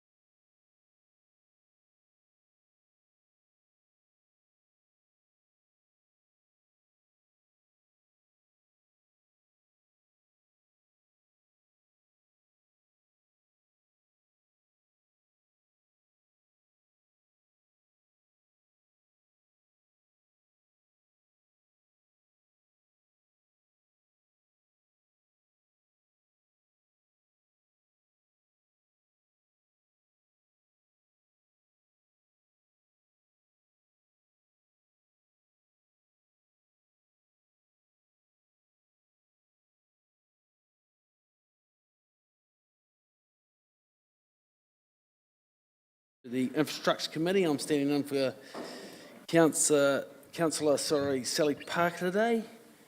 I'd just like to welcome Charles Glasbrook from the Temuka Community Board. Thanks for being here, Charles, today, and we'll crack on with the agenda. So firstly, I've got an apology from Sally Parker. Is there any other apologies? Is someone happy to? Thank you, Councillor Burt. Moving those apologies. Have I got a seconder? Councillor Booth. All those in favour? Oh, thank you. Right, we've got a public forum today. So we've got Scott McCauley from Hilton Haulage, and we've got the well-known Gutsy Aiken from Temuka Transport to come forward and just have a bit of a chat regarding the overweight permits policy. So if you'd like to come forward, guys, that'd be great. Just jump in the air. Thank you. Team, we're representing unitedly together Hildens and Temuka, two of the larger carriers in South Canterbury. We're just concerned about some of the proposals for the VDAM rule based around the Port of Timaru. With you guys owning a 50% share in the port and with the roading infrastructure there, Policing New Zealand has tried to enforce a State Highway 1 law, and it's impacting on our customers severely. There's no personal gain for Scott and I to be sitting here other than to represent our customers. If we were a transport operator, we could sit there and say, well, we can take a transfer, but in simple terms, what we're doing currently is transferring with our swing lift trucks, which picks up a box from the side, places it on the truck. We're having to transfer that onto another vehicle that can legally carry that on the pathway. And to travel 1.5 k's or 1 kilometre to the port doesn't make sense. There's a health and safety risk, there's multiple other risks associated with it, and it's actually not very smart business practice, as we can all probably understand. So for a letter of a law, for Brian Anderson and the CVIU, and I'm not bagging Brian because he's not here to defend himself, but we've had open discussions, and the safest journey for us would be to actually sit down and say we need the council to actually sit down and work together as a forum so that we could actually understand, you could understand the transport sector, and we could actually understand the logistics of the port to ensure that Timaru is, one, a port of significance, and two, that our customers are not incurring outstanding costs. We're not here to beat anyone up, as I say, and I mentioned Brian Anderson before. He was the one that probably brought this to light because it was too hard to police. You own those roads. We worked very strongly with Andrew when those roads were designed. They're built for 10 tonne per axle loadings. Currently we're running at, if we ran a permit for a swing lift, I think Scotty's got more detail, but we're only currently running at a maximum of 6.9 tonne per axle. So we're nowhere near achieving the maximum for that road infrastructure that was built back in the day. Probably the biggest thing for us guys, Fonterra's trying to take $60 million out of their local logistic budget, and by not having a partnership with all, then all we're doing is incurring more costs. And if we incur more costs for them, they're going to sit down and say at some point, is Timaru feasible? It's not just port, it's rail as well. So we need to be smart in what we do. And probably from my perspective, all I'm asking is a forum to come forward so that we can sit down and discuss this in detail before it's pushed to the next level. Yeah, look, thanks, Gutsy. So look, just to add to that, there are a couple of things that need to be considered is if we carry on down the track where that we're headed, where we're unable to cart fully loaded export containers, that directly impacts our exporters' ability to compete on the world stage. More specifically, it impacts Prime Port's ability to compete with LPC and Port Chalmers. So, as I'm sure all of you appreciate, South Canterbury's need to be dynamic and to be efficient and to ensure that we take every possible win we can to keep the economy here thriving, this speaks directly to it. So if we go ahead with this, for every truck that we currently have at port carting a container, we will need 2 trucks, 2 trips 2 drivers, 2 lots of capital deployed.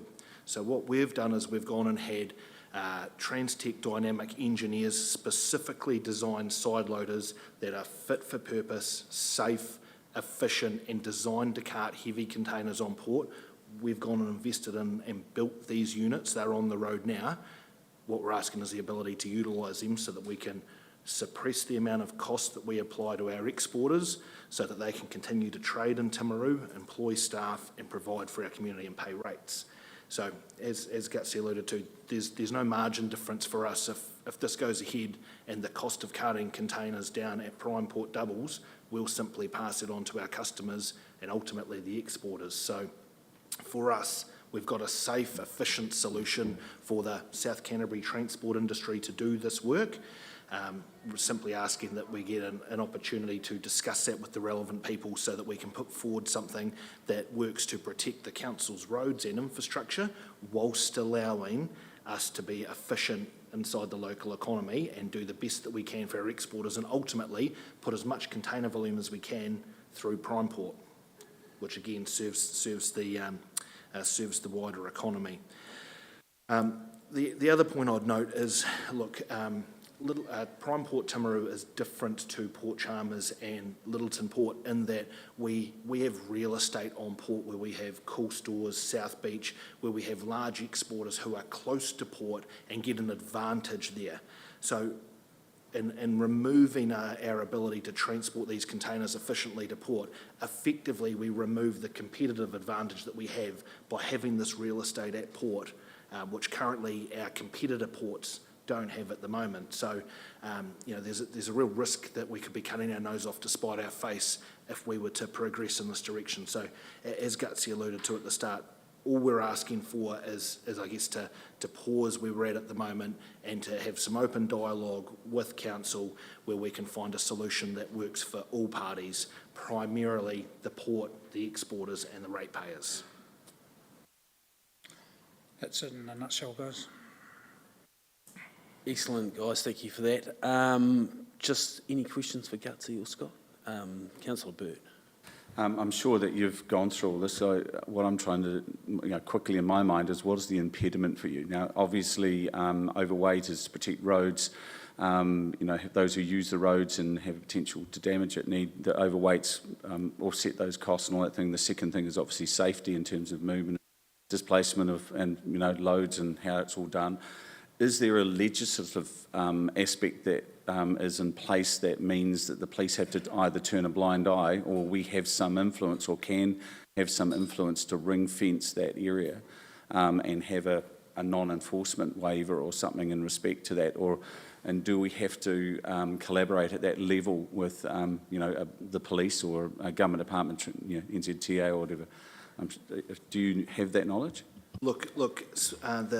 Traditionally, the ISO permits have been issued, I guess, rubber stamp issued to transport operators based on historical what they've asked for. So what the ISO permits haven't done to date is tied the issue of that permit and the gross weight that a combination can cart to the manufacturer's and engineer's certification that the unit is capable to cart that. So look, Gary and I have no objections to that. So provided that the unit is fit and able to move those weights as per the manufacturer, then we see no issue with why an ISO permit couldn't be issued, provided that we don't damage the roads beyond the 10 tonne that they've been built to. Probably the biggest thing is you guys own the road, you own the infrastructure. Policing still needs to take effect because there's other multiple aspects of this, the regulations of the warrant of fitnesses and COFs and this compliance that we've got to meet with health and safety with right through the whole supply chain. So Fonterra alone's compliance is massive, and I'm only talking about Fonterra, Sanfords and all those other major exporters are in the same boat. So there's still a presence for the police. The only thing that's in governance, the only thing is that probably we're asking for a waiver on is we actually get an extended weight platform from 48 tonne to 52 tonne or 53 tonne, and that takes it all away. As I say, it doesn't equate to breaching any of the road constraints that the road was constructed to. It just means that we've just increased it by 200 kilos per axle. So who can sign off those ISO things? Who can combine those together so that we see that you can get a...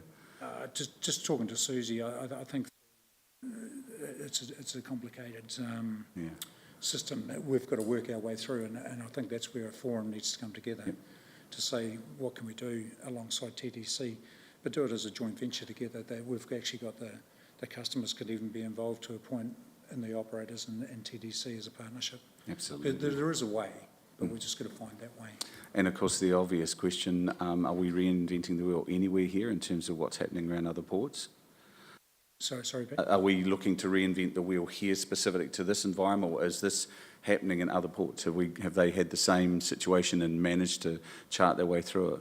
Look, again, I think the difference Prime Port has, or Timaru Port has to other ports, ISO permits typically have you running through a highway back into the wider city. So if you take Littleton, you've got to cross into that state highway through the tunnel before you enter the wider city. So it's a very different dynamic here in that we're not on and off state highways, and we're not asking for unilateral access to the wider wider township. It's this little wee corridor where all of our exporters pack their produce to get to market. Perfect. Councillor Booth. So basically, if the status quo was to remain at 1.2, that would be quite satisfactory. No, 1.2 is not achievable with the swing lifts. We're talking about one certain combination, Boothie, and that's the swing lift that picks a box up off the ground, transfers it onto its side. So that combination would probably have to be closer to 1.25 or 1.3 to actually meet the 52, 53 tonne. That traditional 1.2 is based on a 6-axle combination. So we've gone and invested in 8-axle combinations to cart the same weight of a container, but to have less impact on the roading surface. So of course the gross weight of the unit now is heavier than it would have previously been, but we don't do the damage to the road, which is why we need additional gross weight allowance to cater for the additional axles which we've put on to protect the roads. What we're actually asking is to get rid of the VDAM rule for 3.5 Ks, ring fence from the port. That's basically what we're trying to say, because that's the one that's complicating everything, and that's where everyone's getting lost in the science of it, which is built for transit and for Waka Kotahi. It's actually not built for Timaru District Council and local contractors and clients. We were able to stipulate that in our policy. That would probably be a good thing. Yep, and that needs to still be permitted though. You need to have rules and regs that you're not seeing people take the piss. Thanks, Councillor Booth. Your Worship, the Mayor. Yeah, so there's a little bit in this, and I think your original point around it needs to be taken offline to a forum sort of does make sense, doesn't it? Because there's a bit of devil in the detail as far as, what, and we're going to have a million questions, probably not get any which, so I'm happy to support.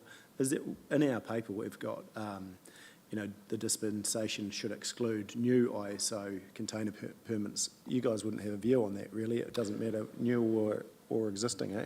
Well, the trouble is if you exclude new permits, then when people go and invest in more modern, safer, more practical equipment, they're penalised because they're not able to attain the permits. So if anything, I would suggest that we want to be encouraging transport operators to have, the latest technology, most fit for purpose gear, as opposed to having some old, historically compliant piece of equipment that they're able to leverage off long term. You'd want the most fit to encourage fit for purpose. So I think that's potentially counterintuitive. Yeah, that was my point. Thank you.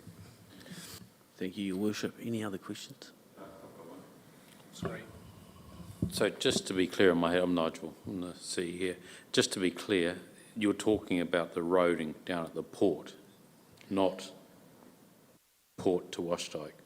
No, we're only talking about Marine Parade, Fraser, Right. Hammond, Hay Street. Yeah. So then, what's the flow on from the port to Washdyke, for instance? Is there an issue there? No, that's where we've got to go back to the VDAM rule. So Okay. that, once again, we go back to the compliance of transit and Waka Kotahi. Just clear in my head. Yeah, no, good. Gary, just quickly, does that affect, when you bring your containers from Fonterra to town, obviously, do you still take them to the railhead? They go to the railhead, don't they? Just so everyone realises they go to the railhead, then they get railed to town because they're overweight. Is that how it's generally? No, to Temuka Railhead, yes, we do, but the gear, we can actually cart that gear legally. I'm talking to Susie out the back there. We're quite happy to waiver the constraints out there because I've got 3 big forklifts on site out there now, Gav, so we don't need the swing lifts to be running those corridors. So we can actually now scally it, and that meets the VDM rule for Waka Kotahi and transit. So You it's basically only say- the port. We're happy to give the Clandy Boy to Temuka route. Yeah. We're happy to surrender that, but we really want the 3.5k diameter of Prime Port Timaru to be opened up. Yeah. And Gary, I see on the road you have made quite a few capital investments around your truck and skellies and stuff to have that capability and stuff for those heavier containers now. Touching on, we've got health and safety, we've got everything else that complies. When you've got a 32-tonne box, you only want to be transferring it once.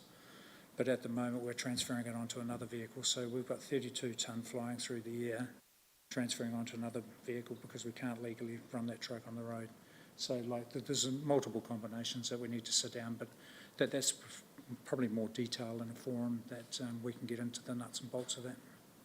But, I do ask if we do start a forum that there is a wee bit of knowledge that comes from the transport sector that could actually understand some of that too, because it is a complicated system and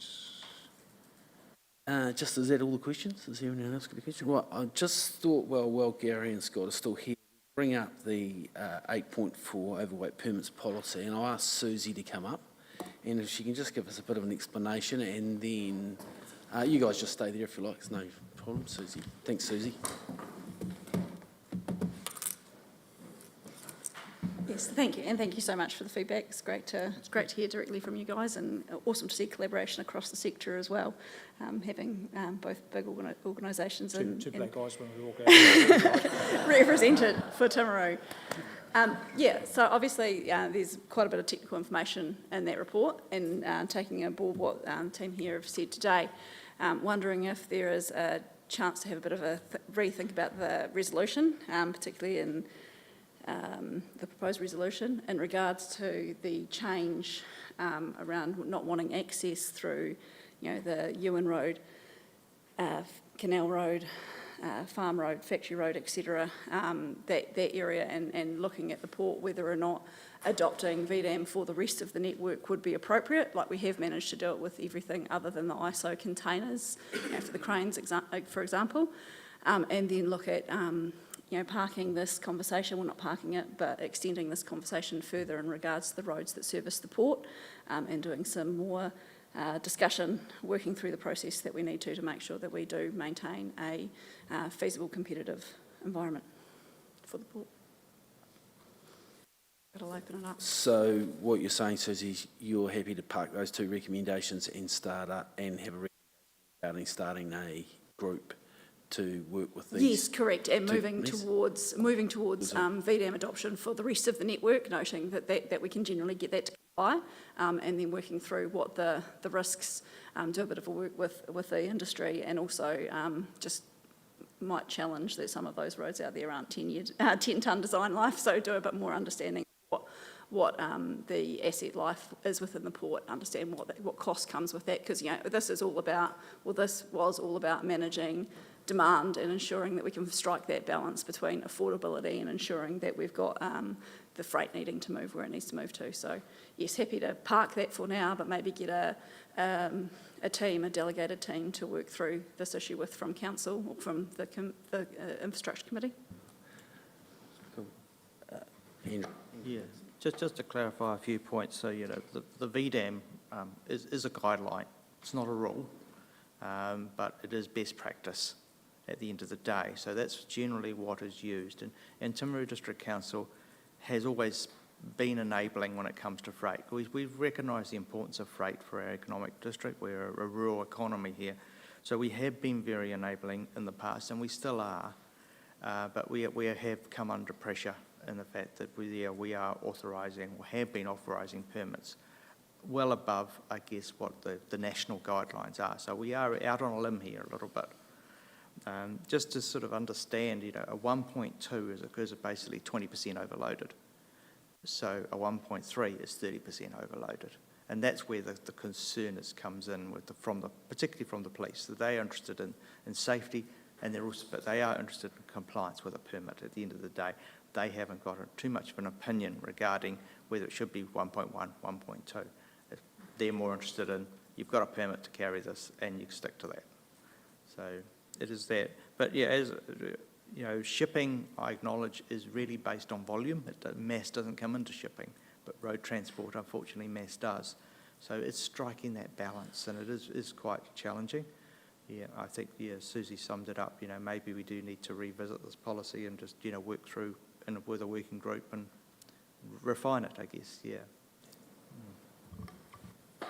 Your Worship, the Mayor. Yeah, look, I think you should probably have a conversation across all those roads with affected parties, to be frank. And I think the forum is great, and its sector collaboration with council makes sense. So we need to probably continue this going forward. And I know with Susie and the team have got good working relationships. Anyway, just wanted to go to your point around overloaded. So if a road is built to the specific standard as far as axle weight, and the truck is able to take that weight, then how is it overloaded? It's overloaded in regard to, I guess, the standards and what yeah. So we take a normal permitted vehicle that can go anywhere on a network as basically having a VDAM of 1 or VAI 1. So these sort of trucks. So it is. The overloading is around safety as well as asset consumption. So in this case, down at the port, the roads are designed for higher weights. Tick that box, but safety still has to be a concern. So we have to make sure that the vehicles are capable of carrying those loads. So those other roads, the exemptions that were in there aren't built to that standard, you're saying? That's my question. Are they all overloaded? Obviously, the port's not in that regard, by definition. Yeah, so the only roads that are built to a higher standard is the port roads, and also that main from Canal Factory, Richard Pearce and Haley Terrace to the railhead. Yeah. So in that regard, that should, in theory, stay the same, shouldn't it? It should be included in this, if that's the will. Yes, we can certainly consider that, because the roads are built to carry those loads. Yeah, okay. That's my point. What I'm hearing is not to stay the same, as to go higher. Yes, but and I think that's the point around taking it offline and working through that with the... So Andrew, I've got a question.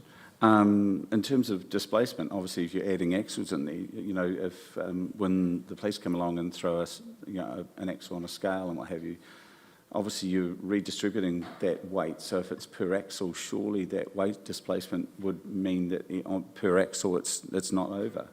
And so what I'm saying here is that there's some science and everything applied to this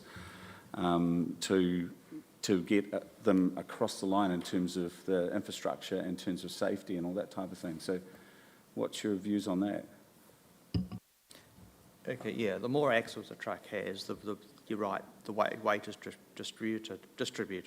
The issue is comes down to the axle combination. So where you get a number of axles that are quite close together, that weight really gets concentrated on a small area of road, and even when it's driving along. So you think, our roads are flexible pavements, most of them are. So they deflect under the axle load, and then they basically respond and come up again. But where you've got a multiple axles of similar weight, they get pushed down and it doesn't get a chance to recover. So yeah, that has an effect. So putting more axles on is not necessarily the answer. Yeah. And the way the VII is calculated recognises that fact. The other alternative is much bigger tyres. There's another way of reducing your VII. We're getting quite technical here. Don't we agree to take it offline? Because you lost me about 5 minutes ago. Has anyone any other questions for Mr. Saradahi at this stage? Oh, sorry. I just want to thank you both for coming in. A lot of my questions were around economic impacts, and what I've heard is, yes, there is significant economic impacts, and we definitely do not want to be the council that is leading that sort of change. And also just around consultation with the companies that we currently issue these permits to, and it feels like we've got a bit more work to do, so I welcome the forum too, and I hope that as leaders within this organisation, but also our companies that we are supporting, that we get the right answers for this policy, and we can enable economic development and growth. So thank you very much for your time. Appreciate it. Thanks, Councillor Scott. So I'm happy to move that a dedicated authority gets set up to work more collaborative with the road using group. And do I have a seconder for that?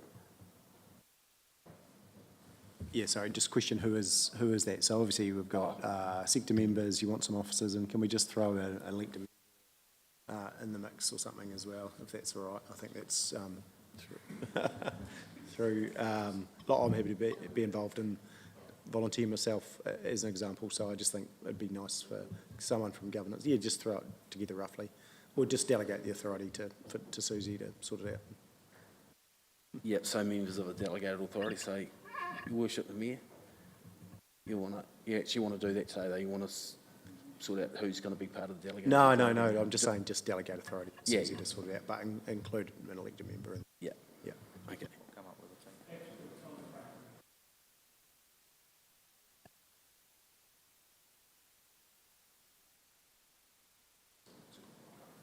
Okay, cool. So we're all happy to go down that route at this stage. So have I got a seconder for that?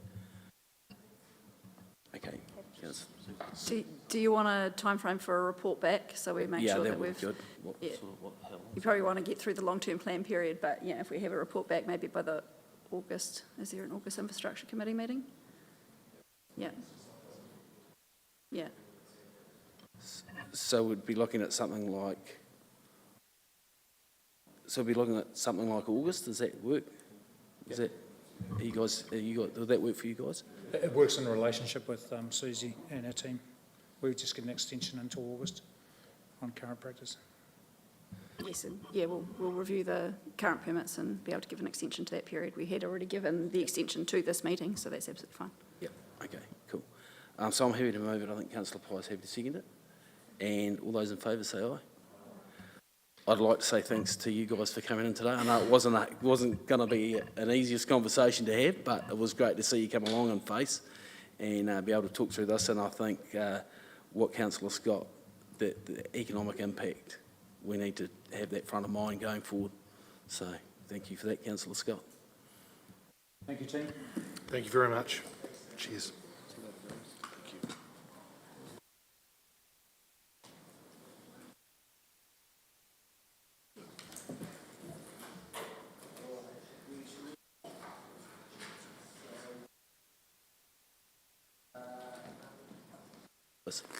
Identifications of urgent business. Was there any today? No. Identifications of minor nature today. Declarations of conflicts of interest. I just have one in the... no, sorry, I don't have any, sorry. No, not at this stage. Sorry. I thought I did, but I don't. Yeah. Sorry. Confirmation of minutes of the meeting held on the 12th of March. Happy to move. Seconder. Thank you, Councillor Bird. All those in favour say aye. Go down to 8.1, the actions register. So we've got...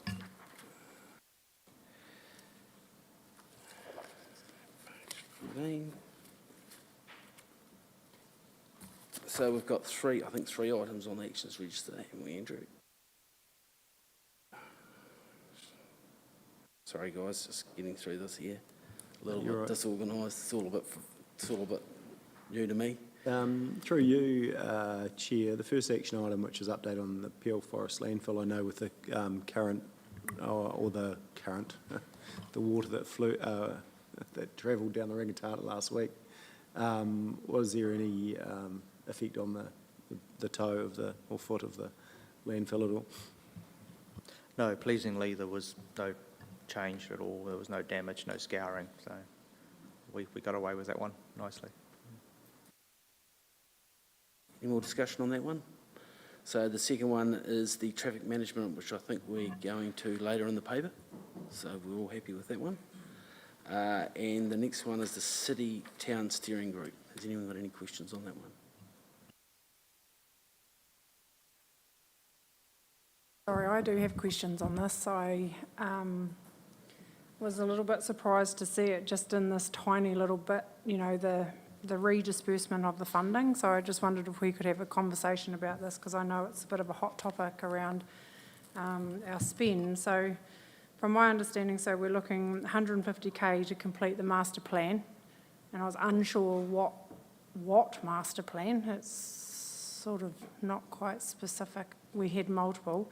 50K, 500,000, sorry, on the tiles, and then $1 million CapEx projects, and you've identified in this tiny little bit Strathallan Corner and permanent enhancements. So my questions were, has the working group been consulted on this, or that City OJ's group? Have they been consulted on this is the best investment or the best spend with this capital projects? And until there's like an approved plan, I actually don't support this, because once again, it's just, there is no plan.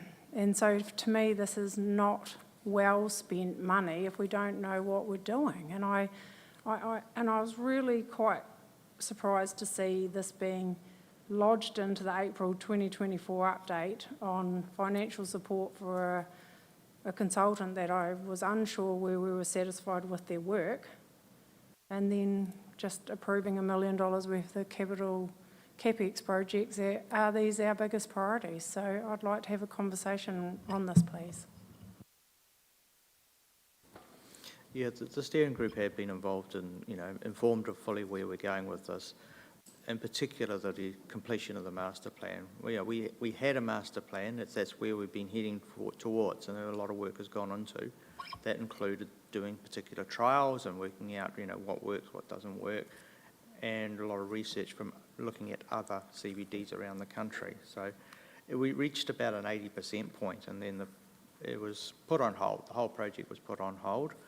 It was then later agreed that we should finish this master plan, because the master plan is not just about directing council's work, it's about directing private investment in the CBD. And that's the message we clearly got from particular investors there, is that they want to see what is council going to be doing in the long term before they go rushing in and investing. So the master plan will provide that information. It'll clearly outline what the council is going to do long term.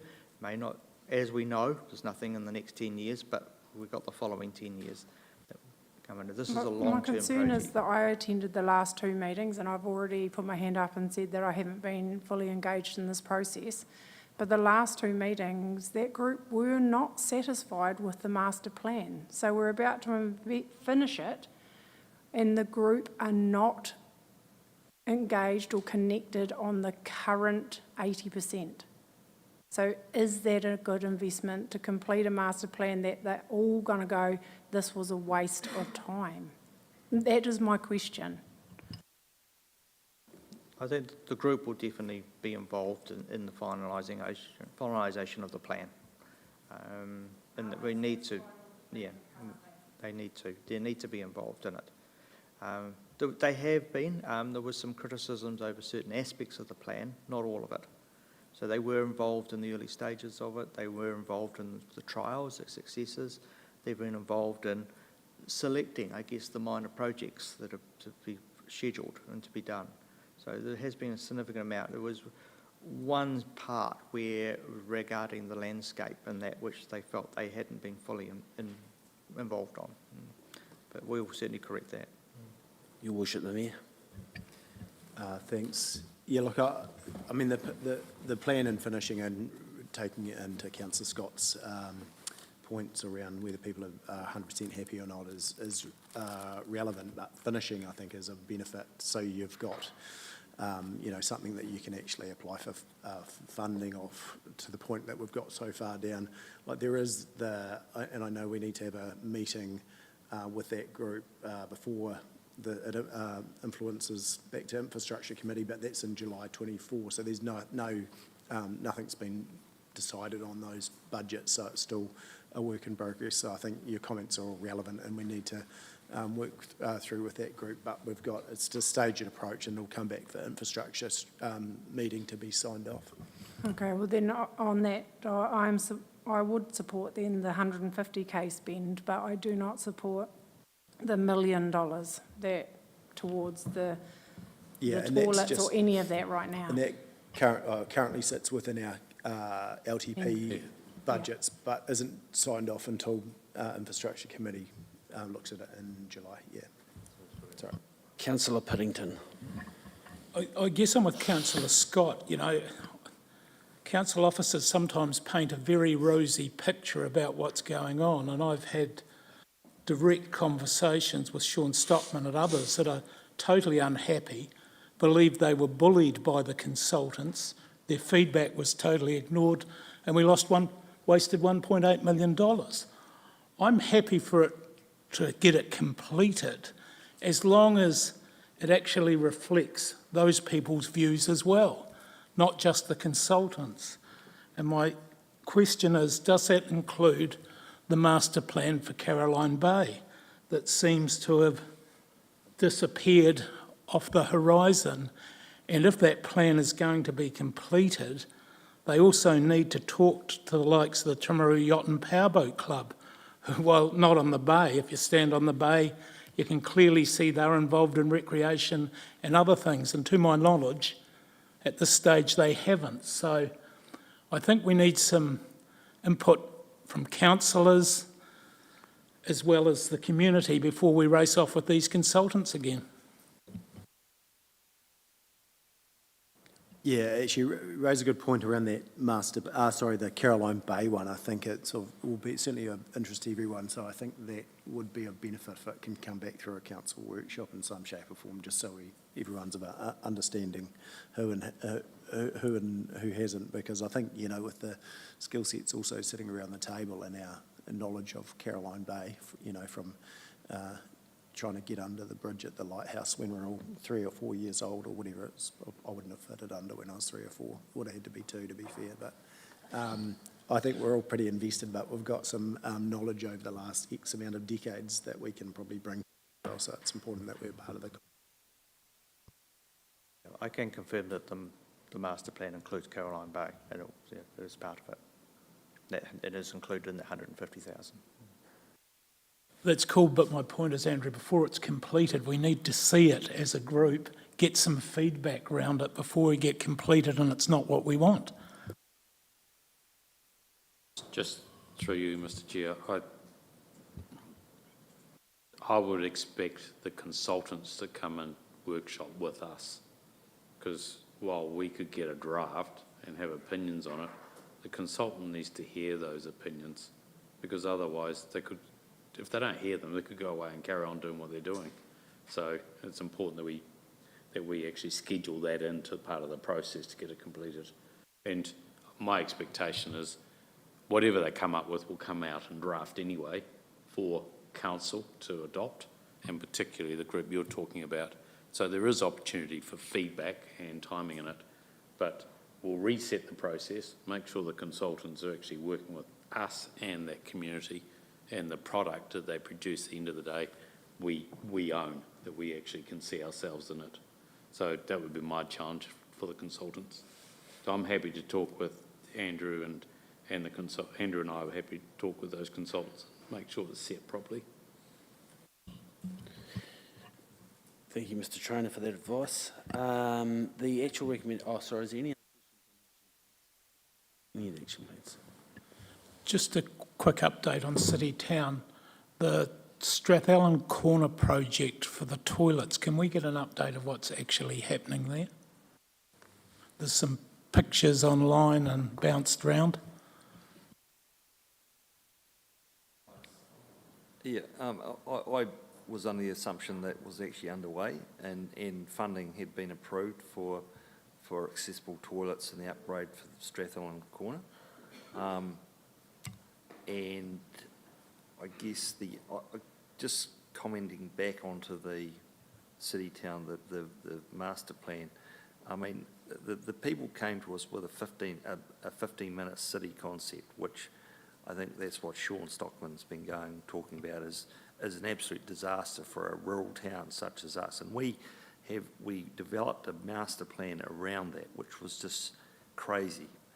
And unfortunately, that was done internally, and with it just wasn't suitable. And so when it was presented, there was quite a bit of pushback from the group. So I guess that was quite unsatisfactory. But saying that, we've spent 500,000 on the toll treatments to date, but there is money set aside, I believe, to finish off to do the Strathallan Corner.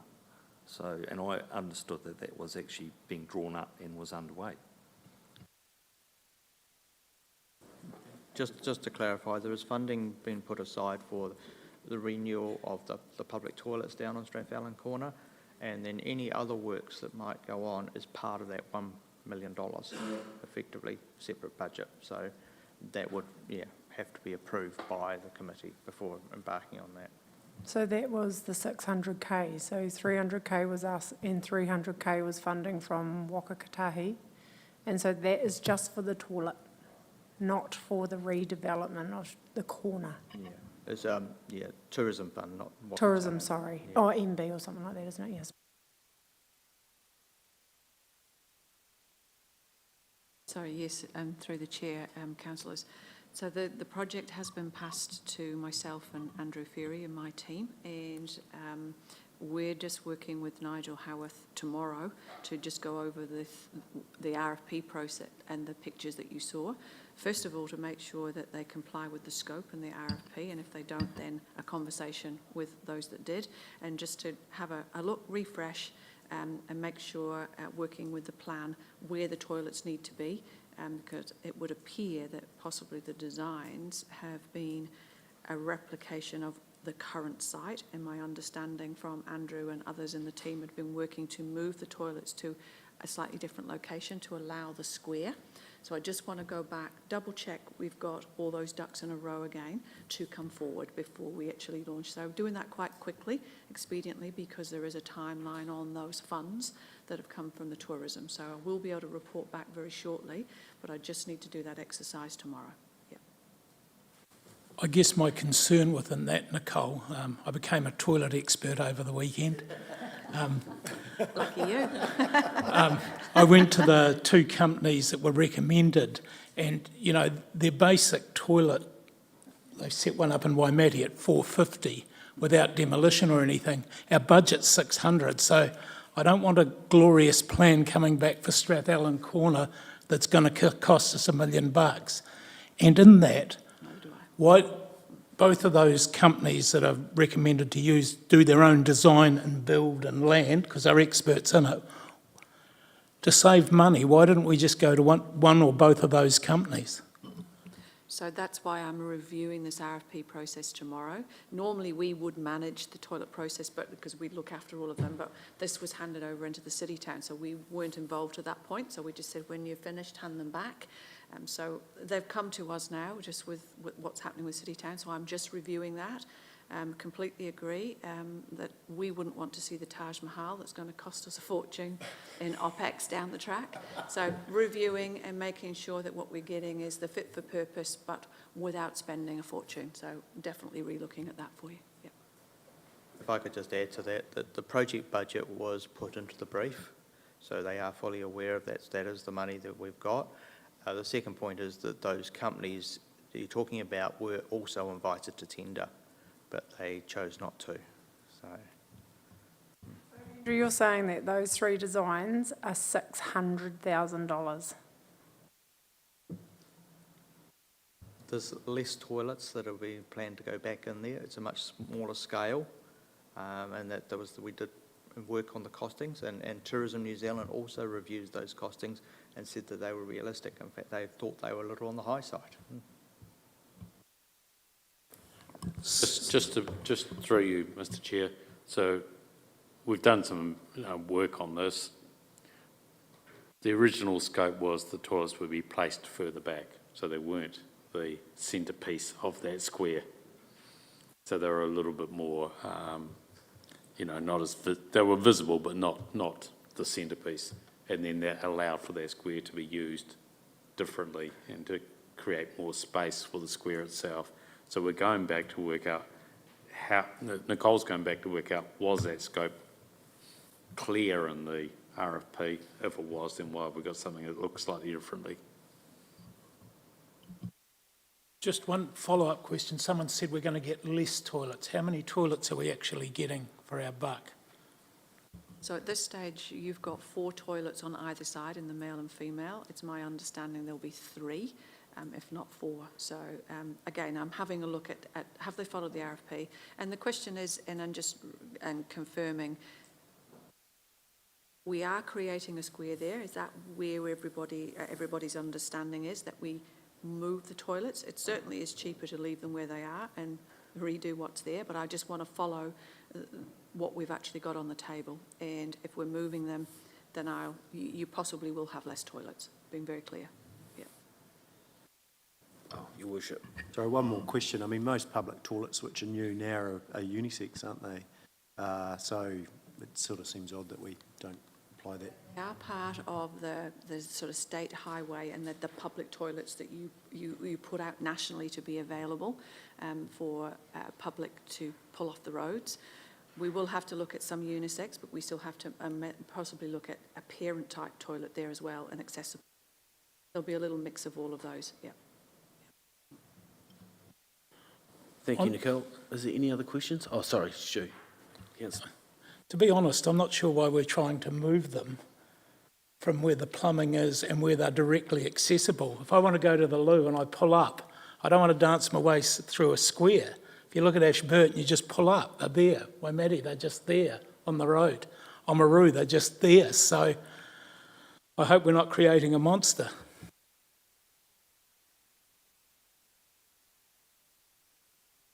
Would it be helpful, once I've gone through this process and we have an idea of what was originally asked for, and maybe I will be able to glean, because I've spent a fair bit of time looking at how much toilets cost, to come back with you with the possible cost of where they are, but then, and just really make sure that you're very clear where you want them all to be. Yeah. Okay. Thanks, Nicole. Sorry, through you, Mr. Chair. Look, the key thing for this is that we're fully informed, and it goes back to the rubbish bins and all those sort of things. Everyone out there in the community thinks that we are the decision maker on every little thing that happens within council, whether it's a building consent or whatever it is, or whether it's new toilets. So it's important that we know. And so, these forward programs coming to council is really key, whether that's right or wrong. But that's the way it's perceived. Thanks, Nicole, and thanks, everyone. That was good, healthy debate on that. So the recommendation was that the infrastructure sees and notes the updates. Do I have a mover for that? Thank you, Councillor Pye, and a seconder. Councillor Bird, all those in favour? Thank you.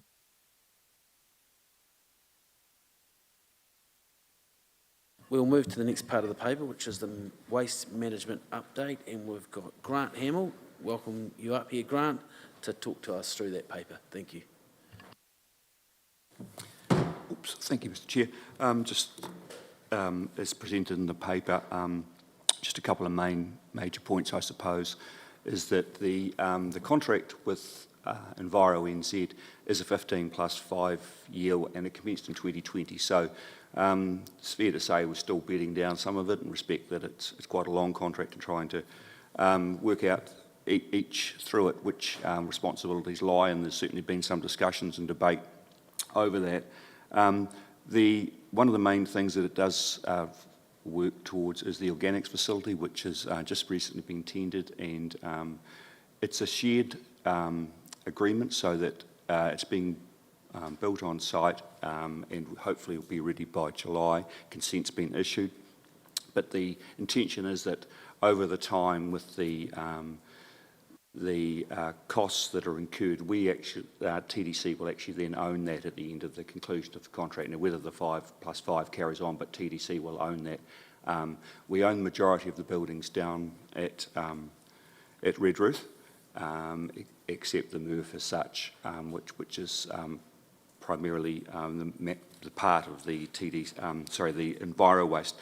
The other perhaps main thing that at the moment we've talked in there about the curbside changes, and that is having an impact. It's certainly a changing environment, and we're just monitoring that as we go. You'll see there's some out-of-area waste recovery. Just to be aware that it is recycling and organics, so it effectively doesn't go into the landfill as such. So we do get the funding for receiving that, but we don't put it into the landfill, as it said there, unless it's contaminated, and I believe the incidents of that have been remote. In fact, we couldn't find any. This will change in a couple of years' time, because Dunedin are very much on the waste management road at the moment. They haven't had the facilities that we have, but they are moving quickly towards that, and they believe perhaps mid-next year they will be in a position to take a lot of their own, all the areas they're now sending to us. So that will in fact change our income streams going forward. And it's critical that it's known that the MRF it's a very busy place, but it is a priority that it's our materials, and that includes, when I say our, sorry, I'm referring also to Mackenzie and Waimate, that it's our materials that have the priority there. EnviroNZ can activate their commercial arm, and rightly they do, to create their own business clients and the like, but they have to acknowledge or accept that anything that's in the MRF, ours has priority, and if there are delays, then it is their business that does get delayed. And they know that, and that's something that we obviously monitor at the time. So they're probably the main points of the paper. What's not mentioned in there are the other things that are going on. Obviously, we have the waste management and minimisation plan. We've received all the feedback, and we're currently putting that together in a draft form, and that will be presented to Council. I think it's the 11th of May, top of my head, so that paper will come up there, and also there'll be a couple of submitters that will be making a submission at that stage. So other than that, I'll take the paper as read and ask any questions. Thanks, Grant. I've just got a couple of quick questions. I see we're bringing quite a bit of the organics up. Is there good demand for that organic material once it's been processed? Are we not stockpiling it, are we, for future generations or anything like that? Is it capable of getting rid of it? And the question obviously probably goes with that, when does Dunedin City Council bring their organics up? Are they taking the processed stuff back? Or how does that To be honest, I don't know the second part. As far as the organics goes, we've just had the new consent, so you may have seen the piles down there, that they have a certain, there's obviously very much in the consents, there's a requirement for odour and the like, and quite rightly so. That's all very well under control. We don't sell the compost, that's part of the contract. That's actually EnviroNZ, they make the compost and sell the compost. That's part of the contract that was agreed.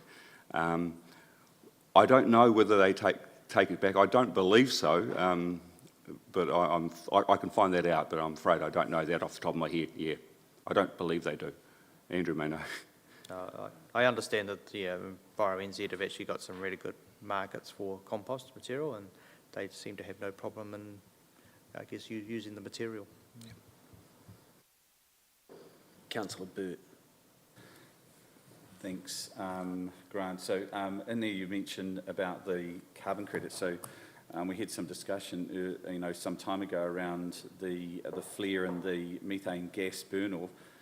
Reading this, it looks like you're saying that it's now that it's all up and running and going, it's quite significant.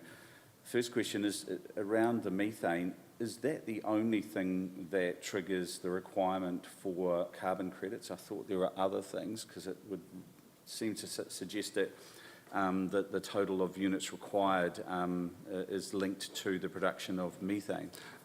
Honestly, Councillor Bird, I don't know the full extent of what does trigger that, but what I do know is that with the methane and the gas analyzer that we've now got in, we will be able to buy back a lot of the credit, so to speak. We have to prove data, though, and that's what the process and that we're currently going through. So we have engaged a contractor from Dunedin who is specialist, and they have to be then checked again. And so once that information, I think we need about 9 months.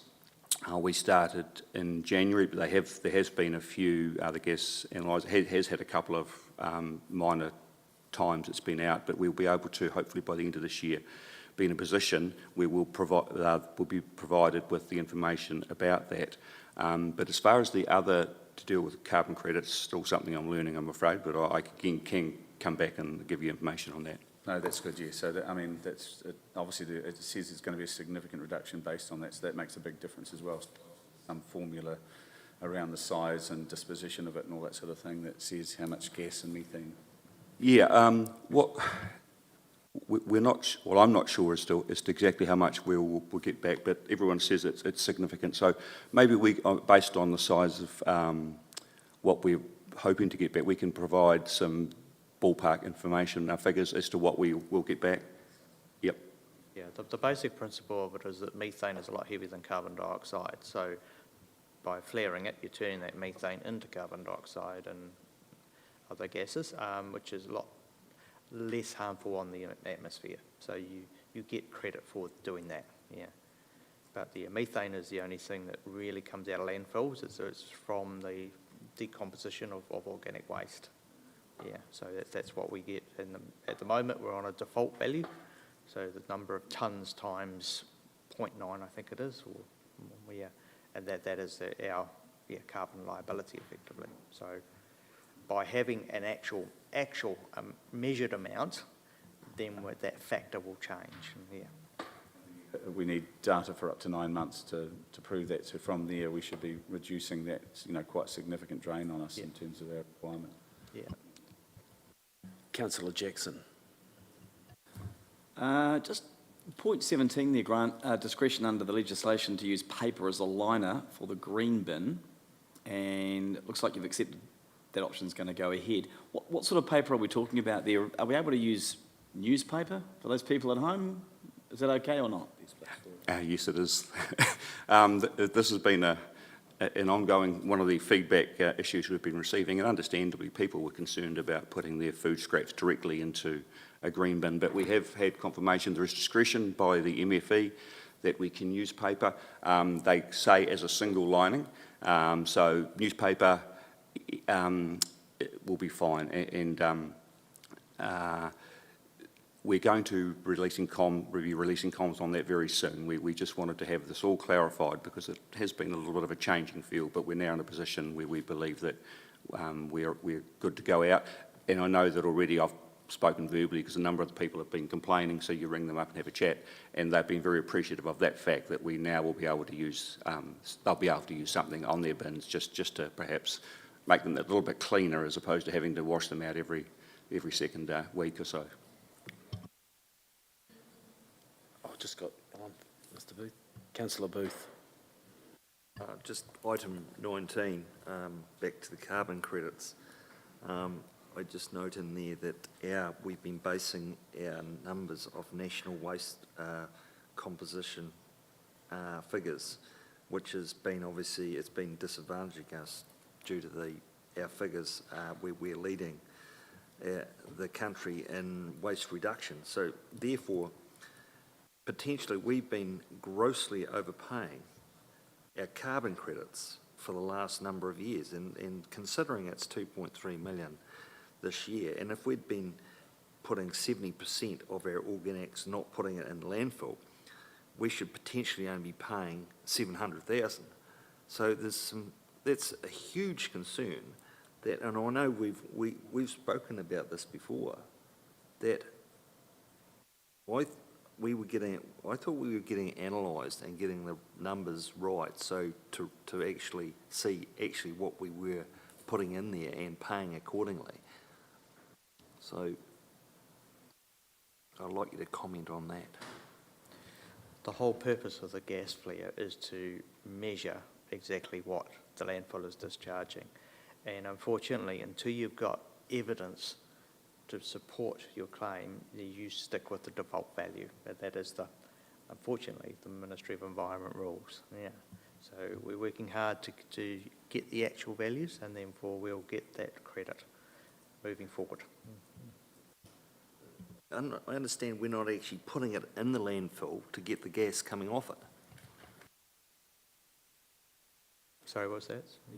Just the green waste, yeah. But there's still organic waste going into that landfill. You get a lot of industrial organic waste goes in there. You got your paper, and the other one, big factor one, is the timber, which comes from demolition material. So there's still, national average is, say, 60 to 70% of waste, and we're actually only been putting 30% in. Our numbers should have been drastically different, and we've been well overpaying our carbon liability. We've only been paying on landfill though, because the composters we're taking out, so you're not paying on that. Your point though is, are we making enough methane by not having the green waste go in there? Maybe there's a meet in the middle where we put 10% of green waste in to keep the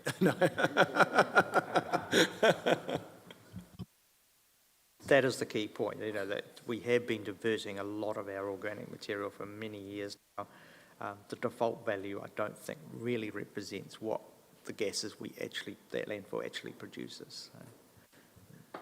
We're still putting contaminated soils from other districts in the landfill. One of the issues is we're a Class 1 landfill, and there's very few Class 1 landfills in the South Island. So we do offer that service where it is a hazardous or contaminated waste. We take that waste. We take it at a premium. But it's really a case of, where do they take it to? There's Cape Valley, there's us, I think there's one in Nelson, and that's it. Councillor Pye, you still? Just thank you, Grant, for this report. It's a really good overview of what I see as the operational side of it. But as everyone knows, the financial performance of waste management is one of my pet topics, and I'm still not convinced that taking waste from other councils is actually benefiting the ratepayer of Timaru District Council. Because, Andrew just alluded to taking some waste at a premium. It says in here that the greenhouse gas emission, the ETS is covered by fees and charges, but we have been making a loss. So our ratepayers are funding that loss. And so I'd really like to see a report where it gives us some satisfaction and we can get some really good understanding of the ins and outs of what is our waste, what we charge, what the others pay, and so we can confidently say that taking waste from everywhere else is a good idea. Through you, Mr Chair, as a new CEO, I was sitting here thinking exactly the same thing. So it will be done. I'd just like to support that as well. That was all my questions around out-of-district waste recovery. What are the financial benefits to doing this? Because environmentally, I would have thought transporting organic waste to us would far outweigh the environmental benefits when you look at the environmental footprint. So you can have two arguments there. What are the benefits here? And I'm really struggling why we would take this from Dunedin City Council. They can do it themselves. Yes. Anyway, I 100% support that. I had some questions around curbside collection. Absolutely love having these conversations with my parents around their bins. I get yelled at all the time when I turn up and I throw something in the wrong bin, being the country kid here. But I just wondered, you sort of slightly touched on it around community engagement. And is there really good engagement, or is everyone just throwing it in the red bin because it's way too hard? Or are we doing a great job with our people making positive changes? Because it is quite overwhelming. I would probably say that we're not as good as we used to be. People have been generally disappointed with the changes and how it's impacted upon us. So we're looking to try and, well, for a start, we have a bit of I suppose, a grace period. So June is about the time we have to be using a bigger stick than we are. But our contamination levels have not increased, which is really good. And people are just saying, well, I'm just throwing it in the red bin. So that's the negative in that goes to landfill. And some people have sort of lost the recycling or the desire to a degree. So, as I said, we're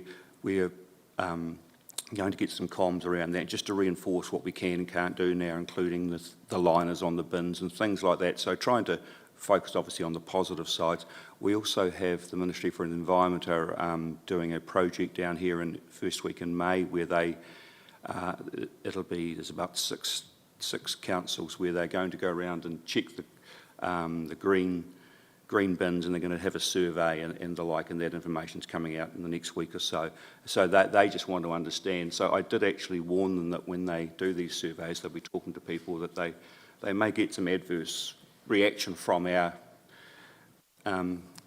area, and that some of the people won't be afraid to tell them what they've thought of their new changes. So they accept that, and in a way I welcome that survey because I think it will hopefully endorse the position that we were in for a start. So, yeah. Just got one last quick question, Grant. With the changes of legislation from central government around recycling, are there going to be new stickers? Yes. Sorry, under the change of the legislation at central government level around what we can recycle and what we can't, are there going to be new stickers for people's bins so they can clearly look at that and say, this is the new? Has that happened, or is it going to happen, or where's it at? Originally, when this was mooted last year, there was a suggestion or a promise that there was going to be funding and the like. That hasn't eventuated. So any funding for the likes of stickers and the like has to come from us against. And so one of the reasons we've delayed, but what we are proposing, and we'll obviously have to run this, we're just going to discuss this, but our proposal at the moment is that we're going to include in the rates advice, the first one of the year, which is in September, when everyone gets an invoice, whether it be electronic or by mail, we want to include a brochure which identifies the changes and what can go in which. To be honest, to go out and to put a sticker on every bin, we've done a very rough costing, and it is significant, and we don't have the funding for it at the moment. So we are looking at other ways that we can do that. Obviously, we're working with the educators as well, and they service both Mackenzie and Waimate as well. So we're trying to work with them and just seeing what are the best ways. We've been to a few community events where we've promoted it, and the educators are out there regularly. So we'd love to be able to put stickers out there and get them all put onto bins, but honestly, especially with the environment we're on at the moment fiscally, I don't think it would be a very responsible decision. Just, can I just make one quick point too, just about costs? It just suddenly occurred to me, but I was actually talking to Waimate yesterday. Their proposed waste charge is going to be double what ours is. So there is definitely benefit in taking waste in, and with that revenue that comes in through the door does offset our rates in some way. So. Show me, don't tell me. Yeah. Show me the money. It's a t-shirt. Councillor Piddington. Councillor Scott, you should be taking your rubbish back across the Pariora River. We don't want Dunedin or Waimate waste. My point on that, we say we're a premium. I'm with Councillor beside me and Councillor Scott, that we need to see that number. And does that also, Andrew, take into account the filling up out and reducing the life of our current facility? Because we might take a premium, but that won't look very good when we have to go out and find new land at a premium, I would suggest. The value of that airspace is well known, and we do make sure that we recover that among all the other costs, the ETS, the waste levies and everything else, so that those charges are worked on to make sure that we are full cost recovery.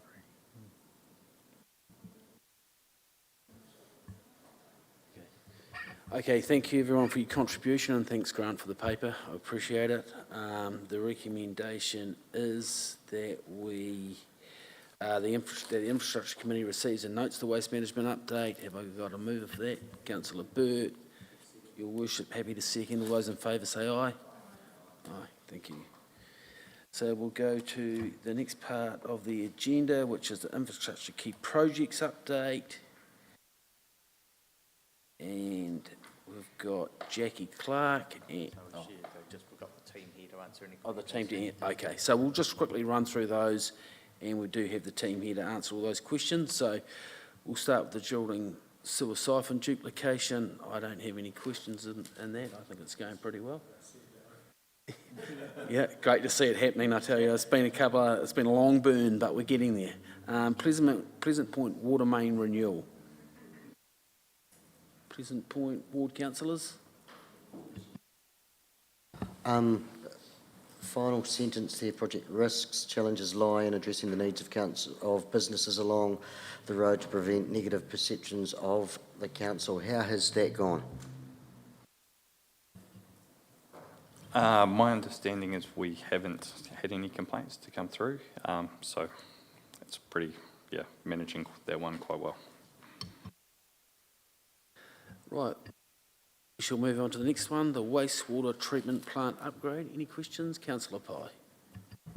Just note in there that it says that officers are working with the businesses to ensure trade waste discharges are within the agreed limits. I mean, this is something I heard about when we did our orientation tour when I joined council, and it appears that it is now becoming a serious health and safety risk, and I fail to understand and fail to get an answer on why we cannot just make this happen. I think I've said this previously, that we don't have a lot of tools in our toolbox to actually enforce compliance.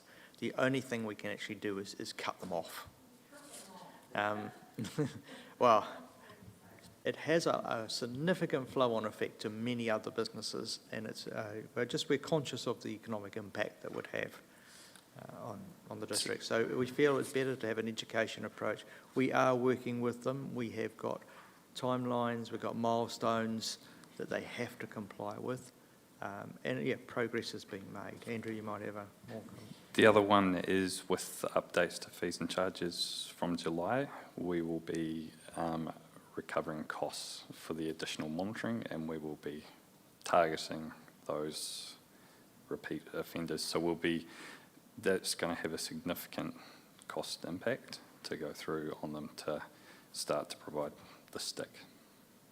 Can you not utilise their customers to help provide that stick? Because I'm sure, like a lot of supply chains in the agricultural industry, what the customers at the top want filters all the way down through the supply chain, and I would think that some of their customers would not find this acceptable in their supply chain.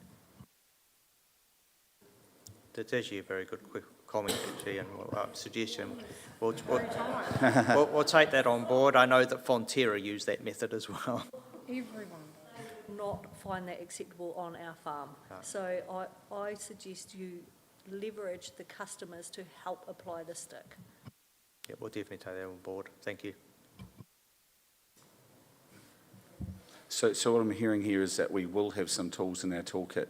So we'll have a policy, a bylaw that gives us effect in our fees and charges to be able to monitor and enforce in terms of recovery of cost and what have you. It'll be, yes, cost recovery on monitoring. To do other mechanisms to enforcement, we need a full bylaw change that will enable to actually manage it by contract, and that's to actually, you're going to have to pull apart the entire bylaw to do that, to go through. So it's a significant undertaking to bring that in.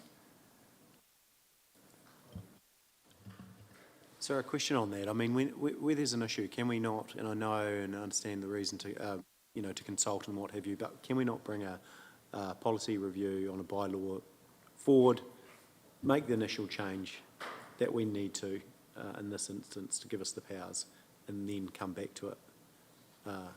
Surely we've got the power to My understanding is it's a significant change, which opens it up for consultation, and it brings through, Andrew might have some more. It's a significant change. That might be a couple of paragraphs, so let's write them and then go and consult. That's my view on it. We have been talking about that.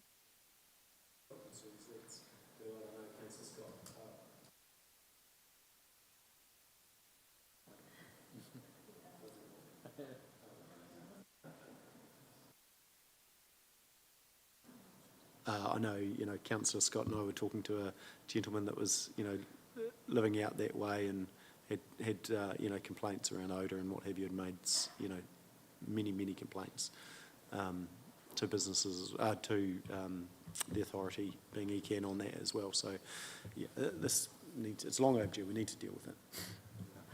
What we're looking at is perhaps not using the bylaw as a mechanism, legal mechanism. We're looking at actually initiating contract agreements with these businesses. I think they're much more enforceable legally. Let's put a timeline to a solution, because I think that's probably key. And we don't want to be talking about this into Christmas. We'd like to be able to say that, hey, Centre's going to bring us great air quality out at Washdyke and trade waste that's compliant. So, I know there's some stuff to work through, so let's be realistic about the timeline, but, what are we, March, what are we, April?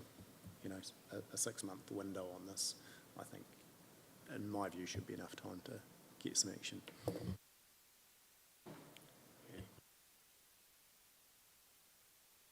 Anyone else got any questions for Andrew while he's here?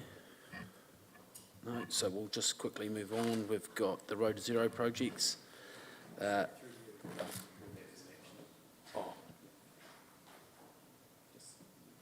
Yep, so we'll just record that as an action. Thank you. So we'll move on to the next thing, Road to Zero. Councillor Puddington. Just a question around the budget's 3,365 thousand, or 3.3 million. How much of that do we get funded, and how much is rate funded on the Road to Zero? 51% funded by New Zealand Transport Agency. 51. I guess my thing is I know we get 50% for free, but are these all essential? Because we're still spending ratepayers' money on the other half. I mean, to put a roundabout in Kane Street, $421,000, just seems a huge amount of money. How do they identify things like that? And really? Yeah, fair call. So Kane Street's a bit of an outlier, as you can see there, with the rest of the costs. So we went to start the work and unfortunately had a number of leaks, old railway sleepers, you name it, everything was underground. Anything that could go wrong went wrong with that one. So there was a lot of unforeseen ground costs for that one. Usually they sit around that 80 to 120,000 to put in, and it's based on previous feedback or running of intersections or crash history. So we have to meet the criteria for the Road to Zero funding. There has to be a measurable death or serious injury funding. Unfortunately, we have been able to meet these in those locations, and also, unfortunately, we can't, the budget is ring-fenced totally for Road to Zero, so we can't defer that project and go, oh, we'd like to do a seal extension here, a seal widening here, or fix this bit of road over here. It's got to be spent on these particular projects. So it's based on long-standing community feedback and death or serious injury risk. Sorry, Susie, I think I misheard. Did you say normally it'd be 80 to 90,000 for a roundabout, but because you found some sleepers, it cost us 300k more? It was a bit more complicated than that. There were leaky valves, leaky pipes, so there's pipe replacements and stuff included in that as well. And also we needed to fully rejig the entire surface. So if you scroll down, you'll see the photo of both of the intersections. One, we managed to just get in and not have to do any of the intersection work, pavement, underlying pavement work. This one we had to do a valve replacement, bit of a water main replacement, remove some sleepers, fully reconstruct the underlying pavement, do an asphalt surface, and then put the roundabout on top. But did fund Waka it Te 51. Katahi pay the other half of, they went halves on that one as well? They've paid for their share of the work, yes. Because it was a project that was brought forward by us, yeah. Thanks, Susie, for that. I've just got one quick question. It's no longer called the Road to Zero, I believe. What is its new look or the new? So under the draft GPS has changed. So we have local road improvements and safety and local road walking and cycling. So that will be from 1 July 2024. However, we won't know until probably September, October, November, what is sitting in that improvement space. Government has obviously indicated that they will be changing the Road to Zero to a new road safety strategy. We're still waiting for more information on that at this point. But up until the 30th of June, which is when we have the approved, our budgets are approved to and our projects are approved to, it is still Road to Zero until that point in time. So it's making sure that for our community, we can spend the money on the approved projects. Councillor Jackson, and then we'll go Councillor Booth. Hey, as a regular user of the Church Street Grey Road intersection, I'm hugely happy about the fact that that's going in there. Is that a case of pipes having to go in there as well? Is it like new piping and all that sort of stuff there? Because there's quite a bit of digging going on that intersection. Yeah, so that part of work's not included in the budget. But yes, that was it's actually Alpine doing some. They were moving from an underground substation to an above ground one at that location. So they're working in with us ahead of that time before we can go in and put the roundabout in. Yeah. Councillor Booth.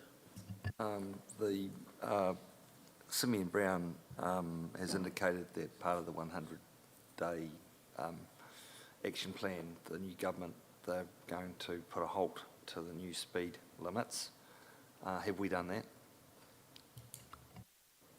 So they're putting a halt to blanket speed reduction across the country. And so, yes, we haven't continued off with our full speed management plan.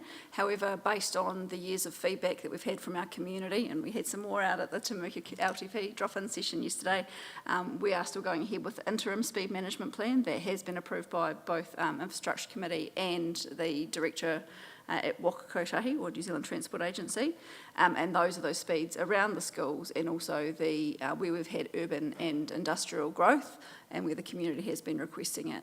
So those ones are still going ahead. They have been approved to go ahead. What sort of quantum is that? Is that like a 50% reduction in what was initially agreed upon? Or was it pretty much everything that we actually ratified 2 or 3 months ago? Yeah, everything that was ratified is still going ahead because it's still got we've taken a really good look at the speed limits that around the schools that are going up. We've made sure that we've got the variable speed signs on those high volume roads. So our North Streets, our Otapua roads, our Waides, our Church, Wilson, all of those have got the variable. So they're only, the speed limit's only going to be in place when the kids are getting picked up and dropped off. And then on our quieter side streets is where the permanents are in place. And that may change as a result of the government's new rule. They don't currently have a new rule in place, so we are still working towards. We'd be delaying that until we've got the new set of rules. It is a good question. I think it is reflective of the fact that we've had a lot of community requests for this. We have actually had, when we brought the report forward, we had 61% of the community that responded to support the change around schools and 51% in those urban areas. We're getting a lot of follow-up calls from community members that have also seen the commentary from government wanting us to still go ahead and do it and actually asking for other areas to be reduced further. So I think it's wise to continue the way we are based on the public feedback we've had over a number of years and to balance that safety aspect for our children and our people that are using our roads. Yeah, I don't think, reducing speed around schools is definitely a safety improvement, and it's, at the end of the day, we've got the lives of children. So I think if we don't do it, it'd be a bit extra. Already reduced though, aren't they? They're all 30 Ks during school hours, or whenever they get in and out. point I'm getting at is we should not, don't spend anything in case we've got to reverse it. So we should actually wait until we've got the details of what the new government are talking about. Your Worship, the Mayor. Yeah, look, I respect your concern around the cost, Councillor Booth, because we don't want to be taking signs out as an example and doing investment where it's not necessarily. I think for me, we've been around this table long enough and having been, talking with some of the rural communities, a lot of these requests have been bottom up and these date back some years, and I know those around the table have had some frustrations on us just not being able to go out there and change a sign when there's an obvious safety issue. So it's important on those key ones where we know that there's an issue that we move ahead on these, because they have been genuine, safety issues, and they're bottom up. But this is community requesting to council, and it's going to be an interesting discussion. But in those key risk areas, we need to go to bat for the community in the discussions with government, because some of them are some real safety concerns, and I just appreciate the work that the Land Transport Department have done, because they actually have really bent over backwards to help some of those communities when there has been some issues. So a work in progress, and I understand the national policy statement coming through, and let's be careful around that spend where we think, and I'm sure Susie and her team will know, where something is more likely to be changed than not. So I'm comfortable that the team can work through, and we've got full confidence. Thanks. Thank you, Worship. Yeah, I agree. The people of Peel Forest have been fighting for a speed reduction through the village there since I started on council, and we're going back out there tomorrow night, so I'm sure it's going to continue on. But it's about safety and more cars on the roads, more people using those areas. So yeah, the trucks coming down off the Peel Forest rise there through the township, not at 70 k's, at 80 or 90 k's. So some of these improvements do need to be happening for the benefit.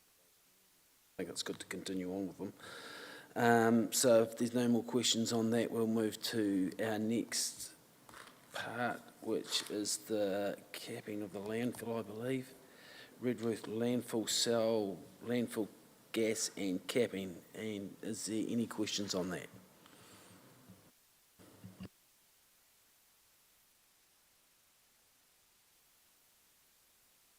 No, through you, Mr. Chair, one just comment across these reports again. I think it's great.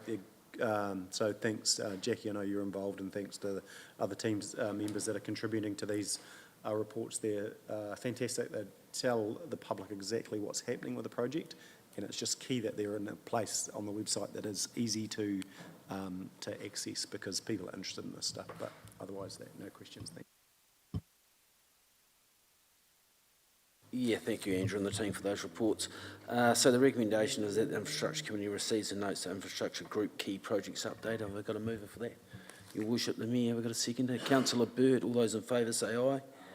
Aye. We'll move through. We have talked about the overwork permits policy, so I'm happy that we've had all that covered off, or is there any more questions regarding that? No, so we'll go for, there was no considerations of urgent business or... Oh, sorry, we just did, didn't we? We just did. Yeah, you seconded it.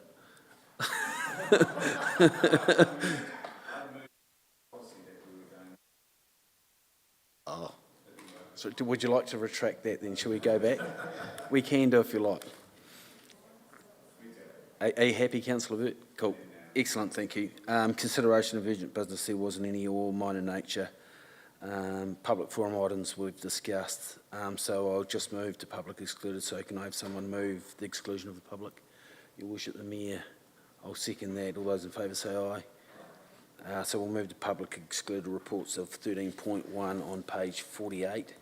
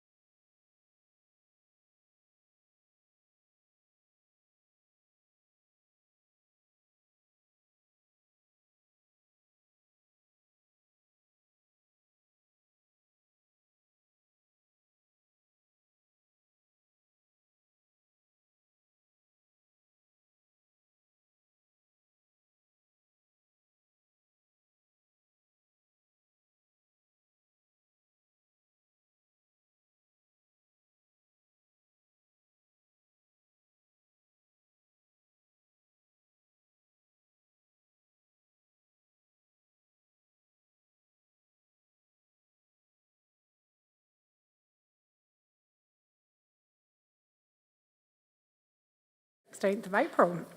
We have received apologies from Councillor Sally Parker, who is participating in TDHL works, and also an apology from Ross Munro Point Community Board.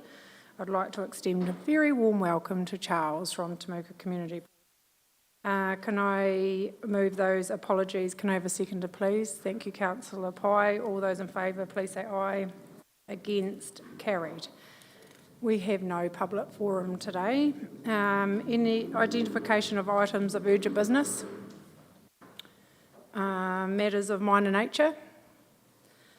Okay, declarations of conflicts of interest. Yes? Okay, perfect. We'll deal with that at that time. Thank you.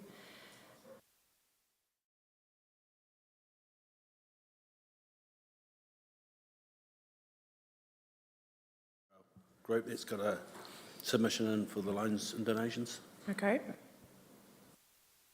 Thank you. Noted. Okay, chairperson's report. Oh, do I move in? No. Chairperson's report. I have attended the Youth Initiative Subcommittee meetings. I had the pleasure of attending the International Student Mural Welcome with Mayor Nigel and Councillor Shannon. It was my first one and it was excellent. It was a lovely morning. It was really cool. Theatre Royal and Heritage Facility Reference Group meetings, Aorangi Stadium Trust meetings. Timaru, I attended with Councillor Jackson and Mayor Nigel the Timaru drop-in session at the library, and that was really good, well received. Lots of people turned up. It was a great discussion. Thanks to Matt and Nicole for my walk through the Agintyre house, probably a month ago now, but it was excellent, so thank you guys. 2 weeks ago, oh God, felt like a month ago. Went on an awesome community services tour with and CEO Nigel Trainer. We had a lovely afternoon visiting museums, art galleries and all the libraries. So thanks, Beth, for that opportunity. Donations and Loan Subcommittee. I last week attended the rural and provincial sector meetings in Wellington with Mayor Nigel and Group Manager Environmental Services Paul, and it was a good 2 days. Some highs and some lows, like normal, I think, at those meetings. But it's good to be seen and representative at that forum. I've attended various council meetings, workshops, citizenship ceremonies, and have started participating in the long-term plan engagement. So, and looking forward to that over the next month, like I know everyone else in this room is too. I'd like to move my chair's report. Could I have a seconder, please? Thank you, Councillor Oliver. All those in favour, please say aye. Against? Carried. Okay, now we're just going to, minutes of the Community Services Committee meeting held on the 12th of March. I just have one under 8.3 progress report for the Agintyre House Gallery seismic repairs. It just says there are further discussion on the project budget, but what I actually asked for was confirmation of the budget from tenders and procurement and what is reported on. I still think there's a variance, and one, it's not reported on, but also I think that needs to be an action, which is not in there. So I would like to make that amendment, please. Any other queries with regards to the minutes? Okay, subject to that minor change, I am happy to move those minutes as true and correct record, and Councillor Shannon will second those. All those in favour, please say aye. Against? Carried. Okay, moving to reports. Now we're going to jump just one to 8.4, and we'll ask Matt to come up. He has a meeting he needs to attend, so we're just going to bring that forward. Welcome, Matt. Thank you. Thank you. Pretty simple update this month because we had only met 4 weeks ago. So we've got over the hurdle of the roof. That's all back to being rebuilt. The only real thing we see at the moment coming up is just the structural strength of the 2 chimneys. That's the meeting I'm shooting off to after this. So yeah, I'll take any questions. Question from me, Matt, and that's just around project timeframes. In our last report, we talked about there could be a potential extension of time with regards to roof. Once we worked out what we're doing in the roof, how are we going with that? Are we back on track, made up some time? Yeah, look, the contract end date is end of October. At the moment, with all the works that we've uncovered so far, we're sitting at the end of September as the date. So we are still within contract. They have made good time repairing that roof, but both so Farrells and myself have no worries at this stage with timeframes. Great, awesome news, thank you. Councillor Booth? So the chimneys, are you going to rebuild those, or have you flattened? It looks like you've wiped them out at this stage. Yeah, so we've already removed one chimney which was structurally unsound, and that'll be replaced with a lightweight replica. So from the outside it will look no different. That's what I was wondering. We need to confirm today on the other two. Thank you. Further questions? Okay, nice. Thank you, Matt. So we will receive and note the progress report. Progress report for the Egantire Heritage House Gallery seismic strengthening and refurbishment project. Councillor Pye will move that, and seconded by Councillor Shannon. Thank you very much. All those in favour, please say aye. Against, carried. Thanks, Matt.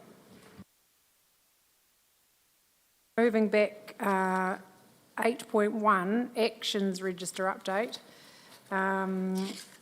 There's nothing in it. Yes, so I'm probably questioning why we receive a note, a blank page, but that's okay. Okay, you can move that. Councillor Shannon, I will happily second that. All those in favour, please say aye. Against, carried. That was quick. Okay, continuous improvement update. Sam, welcome.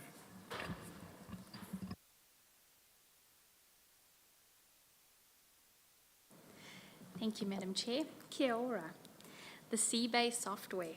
The Seabay team currently use Link software for their point of sales, learn to swim, gym and lane bookings. They have recently undergone extra training and process reviews. We are exploring other enhancements within Links, and an update will be provided in the next community.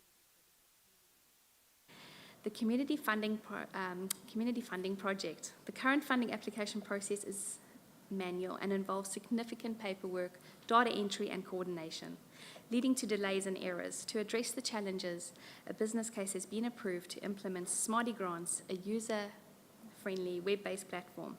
This platform will streamline the application process, increase transparency and provide better accounting and audit trails. Implementation is scheduled for April 2024, with support and communication provided to all stakeholders during the transition period. Thank you. Happy to take any questions. Thanks, Sam. Councillor Piddington. G'day. How much does the Smarty Grant system cost? Because I heard it was on the grapevine, it's quite expensive. Wonderful, okay. Through you, Madam Chair. We have a figure of around, it's at 16,000? 16,000. And there is no implementation cost, it's just an annual fee. And depending on how much money we fund out, that's when the rate changes. Yeah, that doesn't seem too bad. I'd heard a bigger number, so. Wonderful. Through you, Madam Chair, yeah, I haven't used the Smarty Grants, but through another committee on efficiency it brings, and it's great for the user as well. So, yeah, and hopefully, you know, VT will pick up on use of it as well with the other funding. Thank you.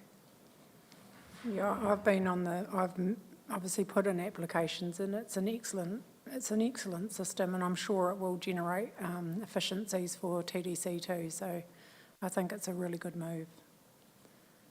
Any further questions? Thanks, Sam. So we'll receive and note the continuous improvement update report, moved by Councillor Burt, seconded by Councillor Booth. Thank you. All those in favour, please say aye. Against, carried. Okay, I'll hand over to Beth. Report 8.3, Community Services Group Update.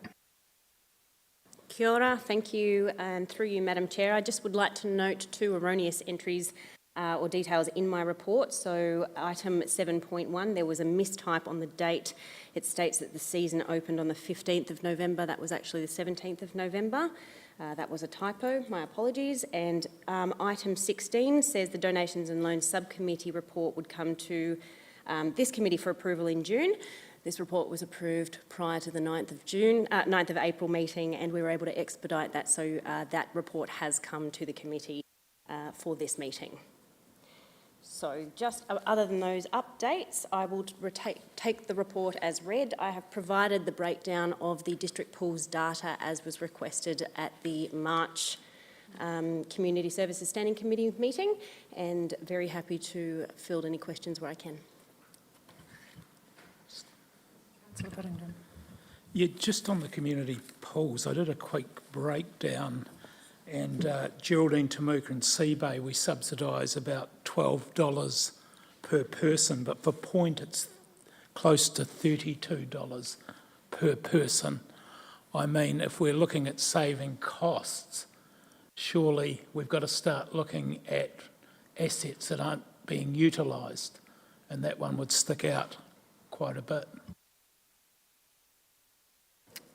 Thank you, Councillor Piddington. So through you, Madam Chair.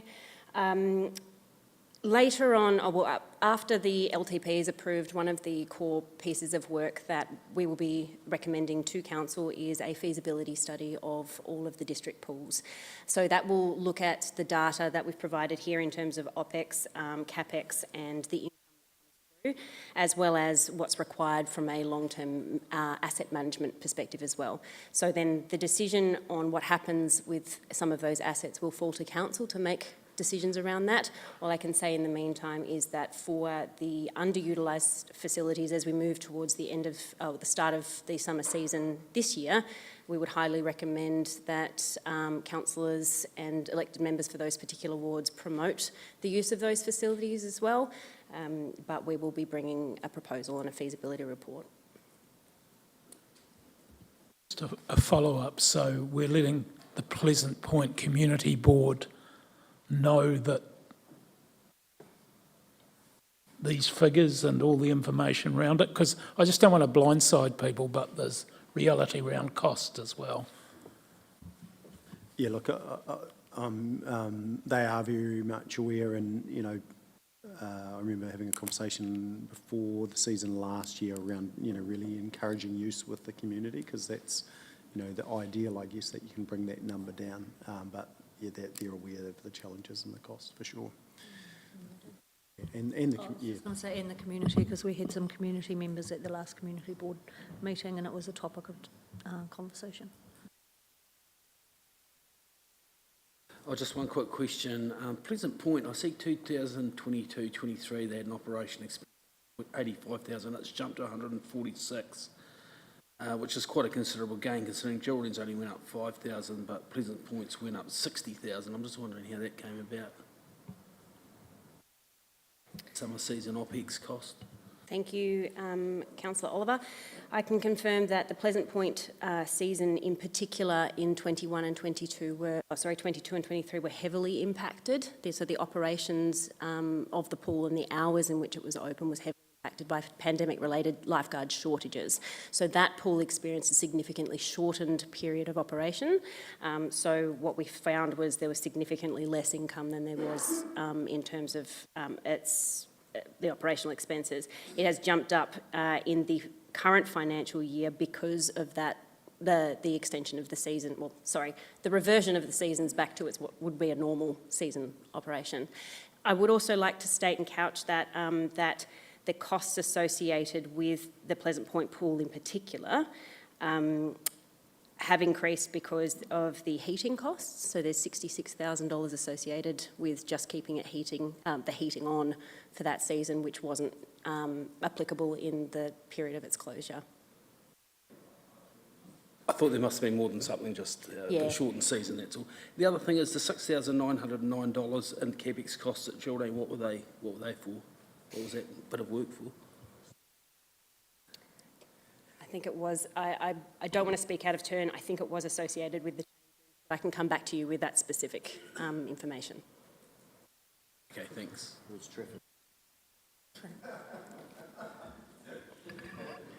I think too, and correct me if I'm wrong, Beth, with the Pleasant Point pool, at the end we will do a full review because we know it needs significant facility improvements. And so whether or not we need to have that conversation with our community around the costs to doing that versus use will be really interesting over the winter period. And I will look forward to supporting you with that, Beth, and our fellow councillors who are out that way. Okay, is there any further questions? Oh yes, Councillor Booth. Just the CBay income. Whereabouts do you show the gym and the CAF?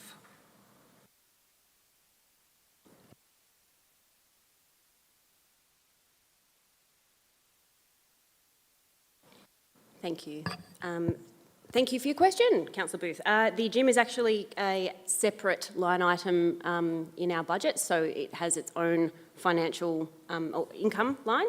I can give you a verbal update, but that was not part of the question that was asked of the committee last month. Specifically, you were interested in the aquatics, but for finances on the gym itself, please bear with me. More interested in the overall number because we know that the gym will be subsidising the swimming in the entire running of the building. So including the CAF, so it really should be shown as one item. And so we can get a fair reflection of the costs of the swimming at CBay.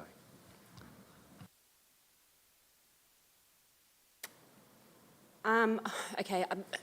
It's not quite a simple response to that. Yes, the gym does subsidise because its specifically cover also the swimming. I can provide that information to you. I won't be able to do it on the spot right now, but I can provide a broader breakdown through the finances. Our memberships cover everything, and they do pick up on aquatics access, but that isn't necessarily reflected in the cash payments for casual use. I think just to be like we're comparing Pleasant Point with CBay and so really to know what that facility is actually costing and the income, and actually what if there is a liability that is going towards swimming. I really think you shouldn't put too much of the cost to it, depending on the costs, because obviously the swimming is the majority use of that facility, but the reason why the gym was put in there was to subsidise and put a business case around that whole thing, including the CAF. So that should be included as just one building or utility, I guess. My apologies, I misunderstood your question. The figures for CBay specifically are for the CBay aquatics only, so this refers to the income that is to aquatics. It does not include gym. They are separate line items. What also is not included in here, so I can confirm, is $155,000 income from the swim school or for over 65 concessions, because that is calculated at the end of the financial year. It's not prorated, so we don't actually have that data until the end of June. And also bookings income for Water Skills for Life actually goes into the Learn to Swim, so that's also not reflected in here. But what I can confirm is that the income for CBay is just specific to the aquatics. 7.5, you've got the ongoing pandemic-related lifeguard shortages as an excuse. I would have thought we're actually past that stage where we can use the pandemic as an excuse for lack of service. So I guess I was out at a meeting at Temuka and they were quite upset about the fact that they had offered their services to help with the opening of the Temuka pool and it wasn't possible. So I guess that's a comment, and the Temuka representatives may comment on that. Well, if I may, through you, Madam Chair, that's specific to 2023 season, not this season. So that was for context for the previous year's earlier closures.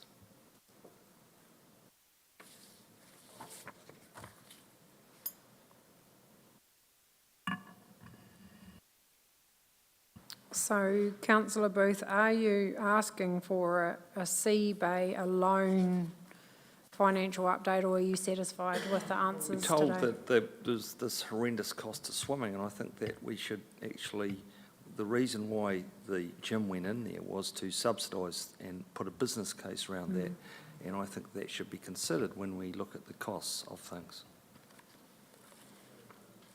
Yep, Mayor Nigel. So you looking at, you want to understand that as an activity as a whole, so gym subsidising swimming as a whole across all the pools, or swimming, or the activity just subsidising Sea-Bay? More just the building, what's in the building, the income and the costs. Yeah, so I of think, that. I mean, the reason why you're breaking this down into swimming only is so that you can get some comparison, would be my guess. But yeah, I take your point. I mean, it's easy enough to pull the figures to have a look at the whole business case anyway. It'd be quite interesting to know where it's at.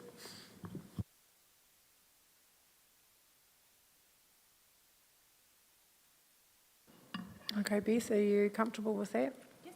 Okay, so we'll add that to the action. That will just get a C-Bay business report across all activities. Sorry, Paul, yes. Do we want that now, or do we just want that as part of the feasibility study? Because I would rather rather than putting more work onto the council officers, just when we do the feasibility study, which you indicated we'll do after the long term, is see all of that stuff just in the feasibility study, and including what the other pools earn from groups and schools and everything else. Thank you, through you, Madam Chair. And yes, I can confirm that we would be suggesting that we include Sea-Bay as an entire operation in that feasibility study. I wouldn't suggest that it would be fair just to look at the district pools in isolation to that particular operation, and I would consider that all district pools would be included in that. That's not going to be specific to one. Okay, I think everyone's comfortable with that. Great. So, oops, I've got to go back. So, thank you, Beth. So, we will receive and note the Community Services Group update report. I'm happy to move that, seconded by Councillor Burt. All those in favour, please say aye. Against, carried. Thank you. Okay, report 8.5, donations and loans subcommittee, recommendations for funding. They are laid out there. We are being asked to approve the recommendations from the Donations and Loans Subcommittee. We're noting Councillor Oliver and Councillor Shannon's conflicts, so they've removed themselves from the table. Do we have any questions? Yes. I was on the committee, just the South Canterbury Hockey, the 150k they asked for, there was only 10 grand in that account, so it was quite hard to grant them anything. So we felt that sat coming back to council as part of the overall park development.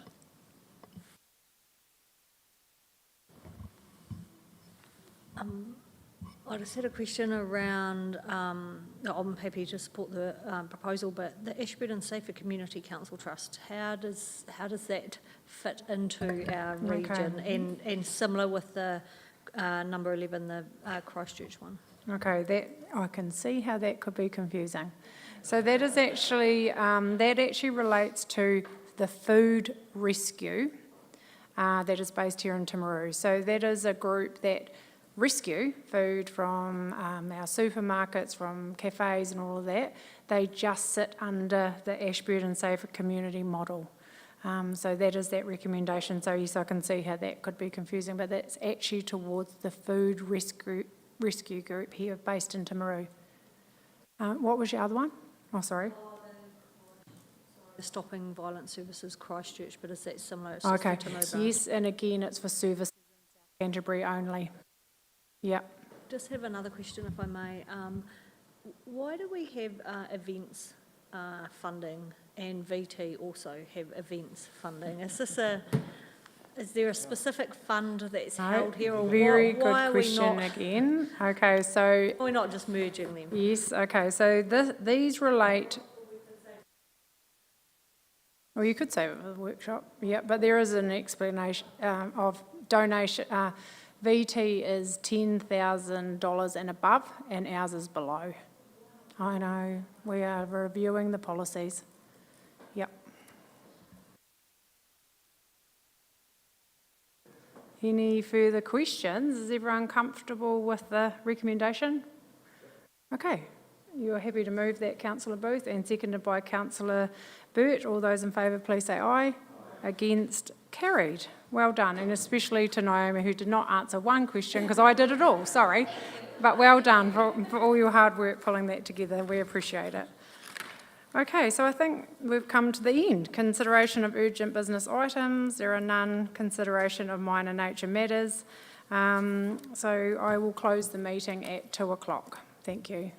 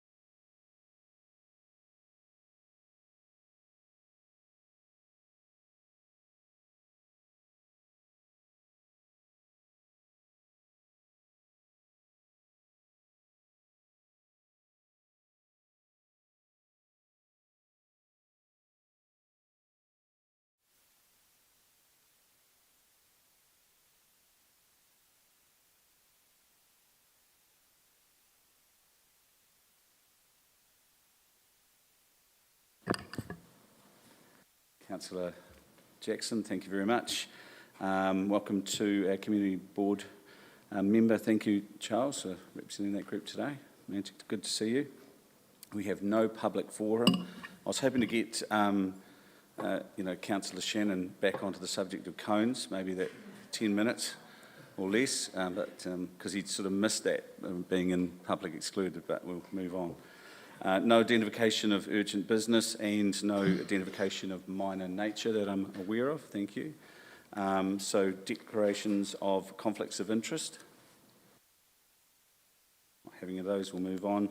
And Chairman's report. So since the last meeting, I've attended the Aoraki Trust meeting, People and Capability, various workshops and council meetings. I'll move those. Can I get a seconder, please? To your worship, the Mayor. All those in favour? Against? So carried. Thank you.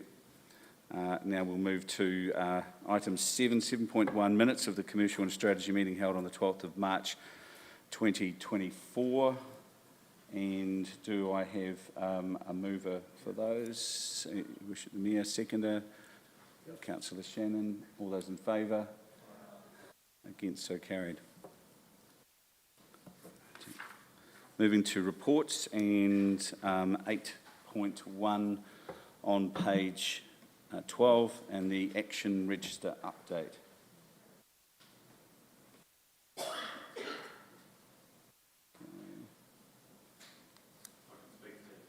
Thank you. Feeling a bit lonely up here. Sorry, Nigel. Sorry, thought my voice was loud. Okay, we'll just taking this as read. There's only one action, and that is around the scoping and project delivery team, and the 2nd of April update is there. Any questions on that? Any questions? Very quick one. Yes. The final report, once this has been completed, do you... Sorry? Addressed as an operational issue with the final report, once this has been completed, do you have a rough indication of when that might be at this stage? No, I don't. So it's part of a bigger, conversation. Okay, so we'll receive and note that paper. Thanks, Councillor Pye, Councillor Shannon. All those in favour? Against, so carried. Thank you. Moving to 8.2 on page 14, and we've got the financial report, February 2024. Thank you, Andrea.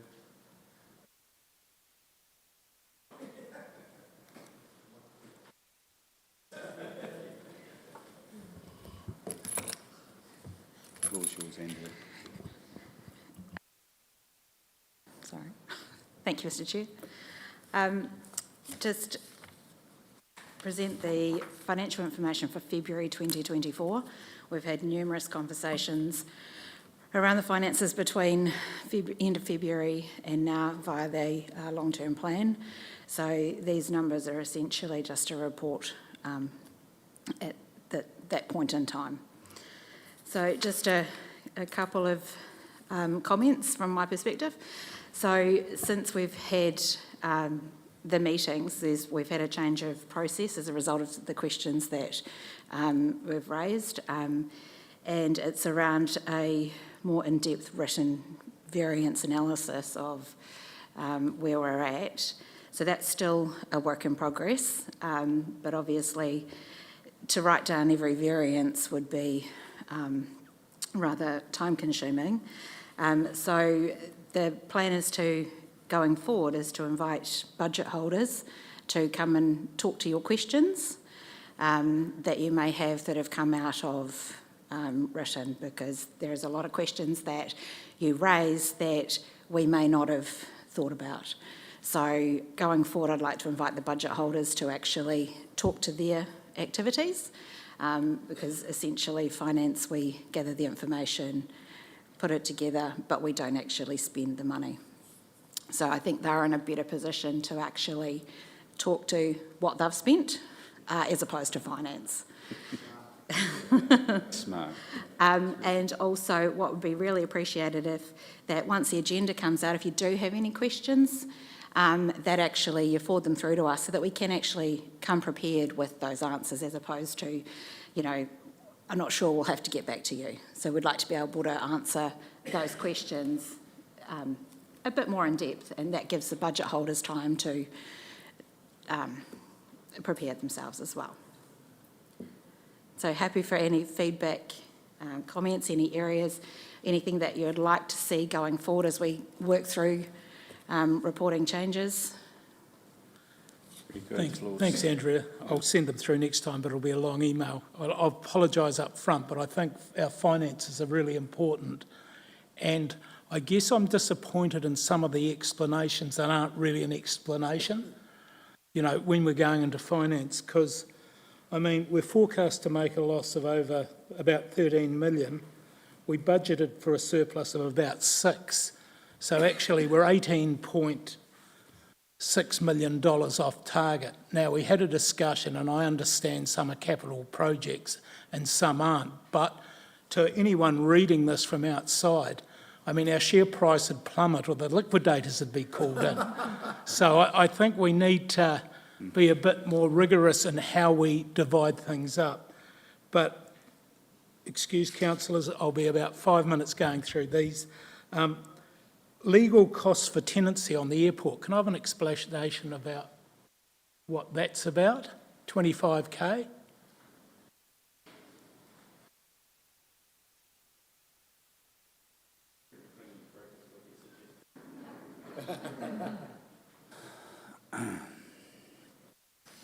Yeah, we have a number of tenancy issues out there in regard to the leases, so that is the reason for the legal advice that we've received to try and resolve the matter. And is it resolved? We've got further meetings planned. Yeah, we aim to have it resolved if we need to. Okay. My next one further down that line is community housing, unfavourable 318,000. a utility rates cost not budgeted for. I mean, I have to pay my rates.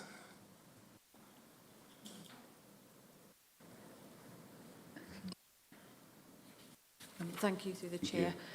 I actually picked that up at the start of the budgets early this year and noted as I was going through line items, going through all the rates of the different departments, rates hadn't been put on there, so it was introduced after the fact, and now we're working to cover that. So we do have a lag sometimes in the rentals. We've actually leased more properties. So by the end of this financial year, I'd like to think we'll have accrued some towards it, but it didn't get budgeted in that first instance, so it wasn't picked up as a line item. So I do apologise. I guess, though, to me, someone else must have had it in their budget, therefore there's a balance, or did we not budget for it at all? That I'm unsure of how it was budgeted or whether it was there. Yeah. Concerning is all I'd say. No budget for rates penalties, 139,000. Don't understand what it is or what it means. So the rates penalty is essentially the write-off. As part of our policy, we give people opportunities once every couple of years to actually write off a penalty that's been applied. So it's a number that we don't want to have to write off, or have decided it's something that we don't know the volume of that. It could be 10 grand, it could be 50,000, it could be 100,000. So it's just one of those items that essentially wouldn't matter what figure you put in. Yeah, I guess I'm confused though, because it says 30,000 written off below it, yet the figure is 100,000 more above it. Unsure? Just on rates, so can we get a report on the amount owed, say, over 2 years? Because it's a significant amount. If we're writing rates off, we should be taking some sort of enforcement action. So I'd be keen to know how much we are as a council owed in rates.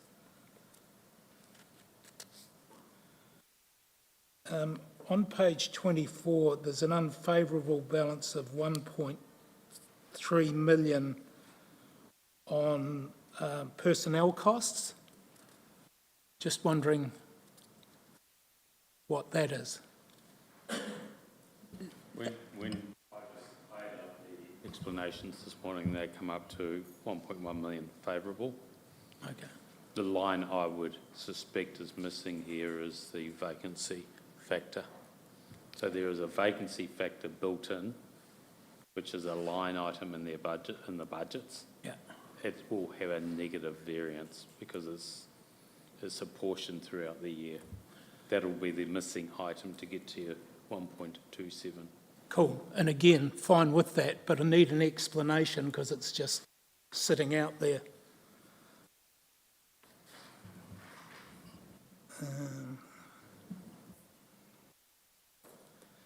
On page 25, 185,000 for the external appointment of a corporate planning manager. How long have they been there? Because is this another consultant that's getting 9 grand a week to wander around the building? Because I can't work out the maths on that.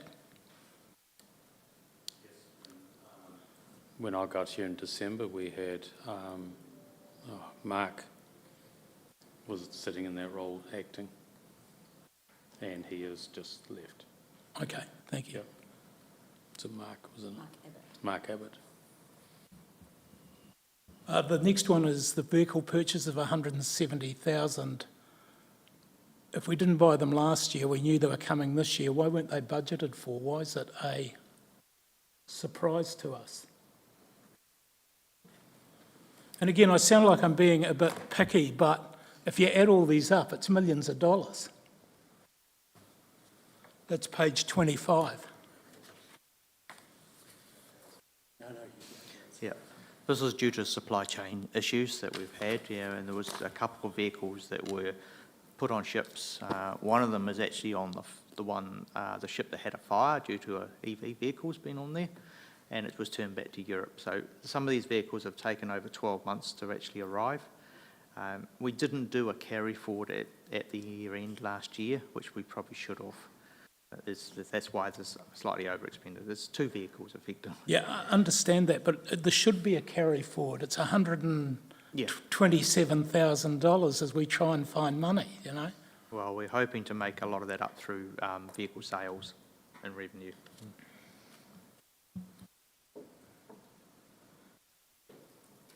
We've, on page 27, other expenses, consultants' recoverable costs, consultants' other costs are around $260,000. So I'm just wondering what that $260,000 is unfavourable. Page 27.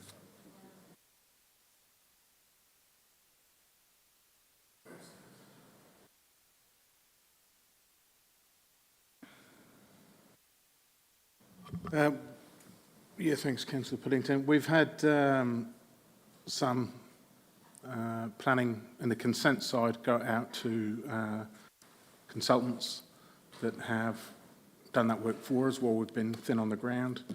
As you know, we've had a team leader away for medical reasons, and there's a number of factors in that. So we've had to have a consultant or contractor planners come in and mentor or guide staff, as well as do some of the work as well. So that's on the consenting side. Yeah. And the district plan review side, we're starting to move into a very heavy use of consultants, be that the hearings panel members or be that advisors to the hearing panel, as we move into the hearings phase, which we kick off next week. So we're just starting to spend a bit in there as well. So the term recoverable costs, I wasn't sure what you meant by that. The bulk of those costs associated with consents that relate to consents, consultants' use across consents, is recoverable. Yeah, the majority of it. Okay. So you've built into the budget the fact we're using consultants and planning going forward next year? We're trying to move away from using consultants, Councillor Piddington, because we've more or less got a full team now, so we need to start moving away from the use of that if we can. District plan pool, we should have some pretty solid numbers on what that's going to cost now. We've got all our report writers in place, hearing panels, consultants that we're using, so hopefully for the budgeting for next round we should be quite good. I think we've got 1.7 this year, 1.7 the next round, and then it would be picking a figure out of the sky for a number of appeals and things like that. So we'll come back to council closer to the time when we have more of an idea on that. Probably not you next, page 31. Sea Bay seems to, with the swim school, we've overspent $227,000 on personnel costs.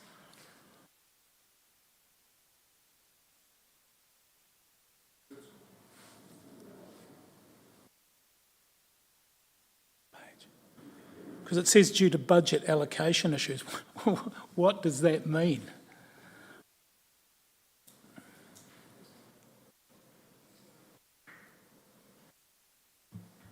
We had a significant budgeting issue last financial year where the REM specifically went missing and it wasn't picked up until after. We were able to source income for it so that we could cover the REM off, but it does still reflect as an unfavourable specifically against that budget line item. So that's what we have actually lost? No, we haven't lost it. We were able to find it and source it from an alternative budget, but it does still reflect as an unfavourable in that specific budget. Okay. I guess my frustration is where do you grab money from bouncing back and forth? It doesn't, as councillors, give us a lot of clarity around our finances. Just a general comment. On page 32, I'm a bit confused. It's probably one for Andrew. It's 384,000 favourable due to delays in a sewerage scheme that is to be completed on by June 24. I didn't think we were doing that.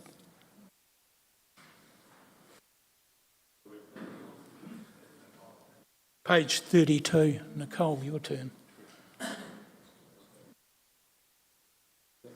Yeah, but you're right, but the next line, Scotty, says to be completed by June 2024.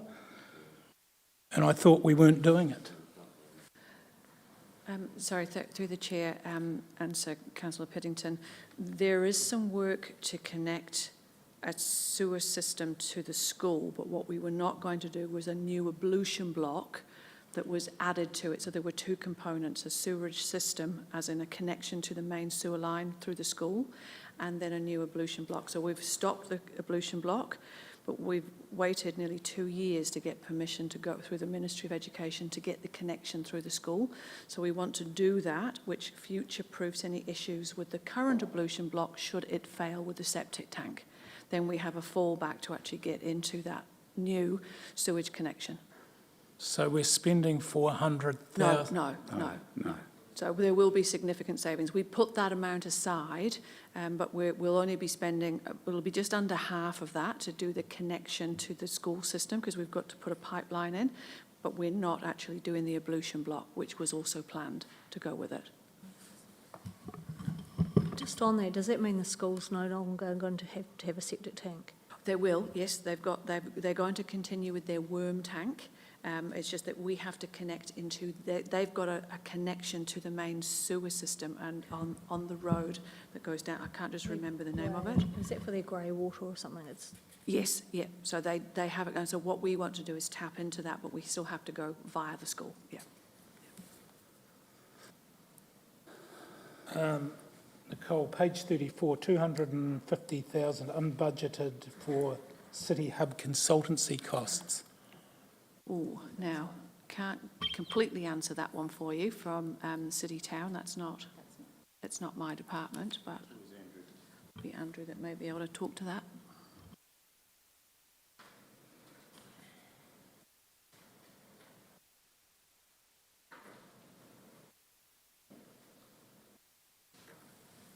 Yes, through you, the Chair. With the City Town project, there was funding allowed in the capital and funding in operational. There has been a little bit of, we've identified some miscoding going on there. So I think once we get that corrected, well, I'm confident we're going to be on budget. Okay. Yeah. But again, it would be good to have that note there, because it just looks like $250,000 overspent or under budgeted. Just don't go away, Andrew. Just about finished, everyone, sorry. Capital expenditure, purchase of land is 1.5 unfavourable, but it says currently under review. If you've already spent the money, what are you reviewing?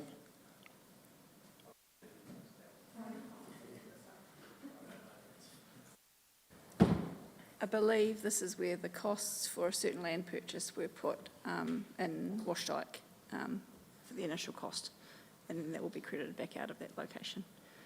We don't spend that kind of money buying land for land transport. Okay. Yeah, no, but it'd be good to note that, because you go through seeing all these red lines that half of them are disappearing, but we've got no explanation of. Understand. And page 37, unbudgeted electricity costs of 229,000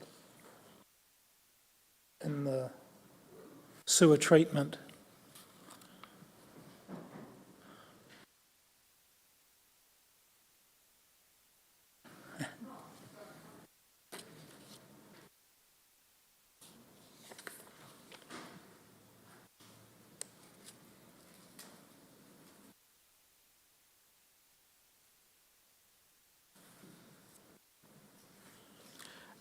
Yeah, the reason for that one is basically, I think, power costs. I don't know why it's in sewage here.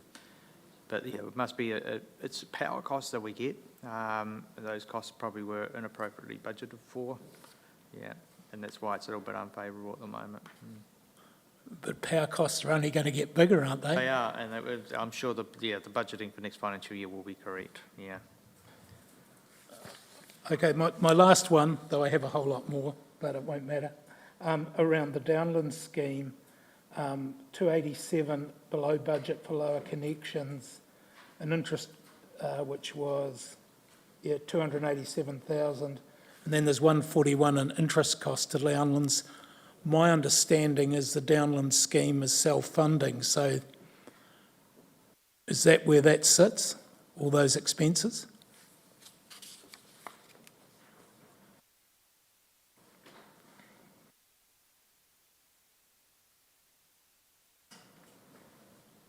So, yeah, the Downlands scheme is ring-fenced, yes. It actually has its own bank account, believe it or not. So that is, yeah, the unfavourable variance there is due to the fact people aren't taking up the new water allocations probably as quick as we anticipated.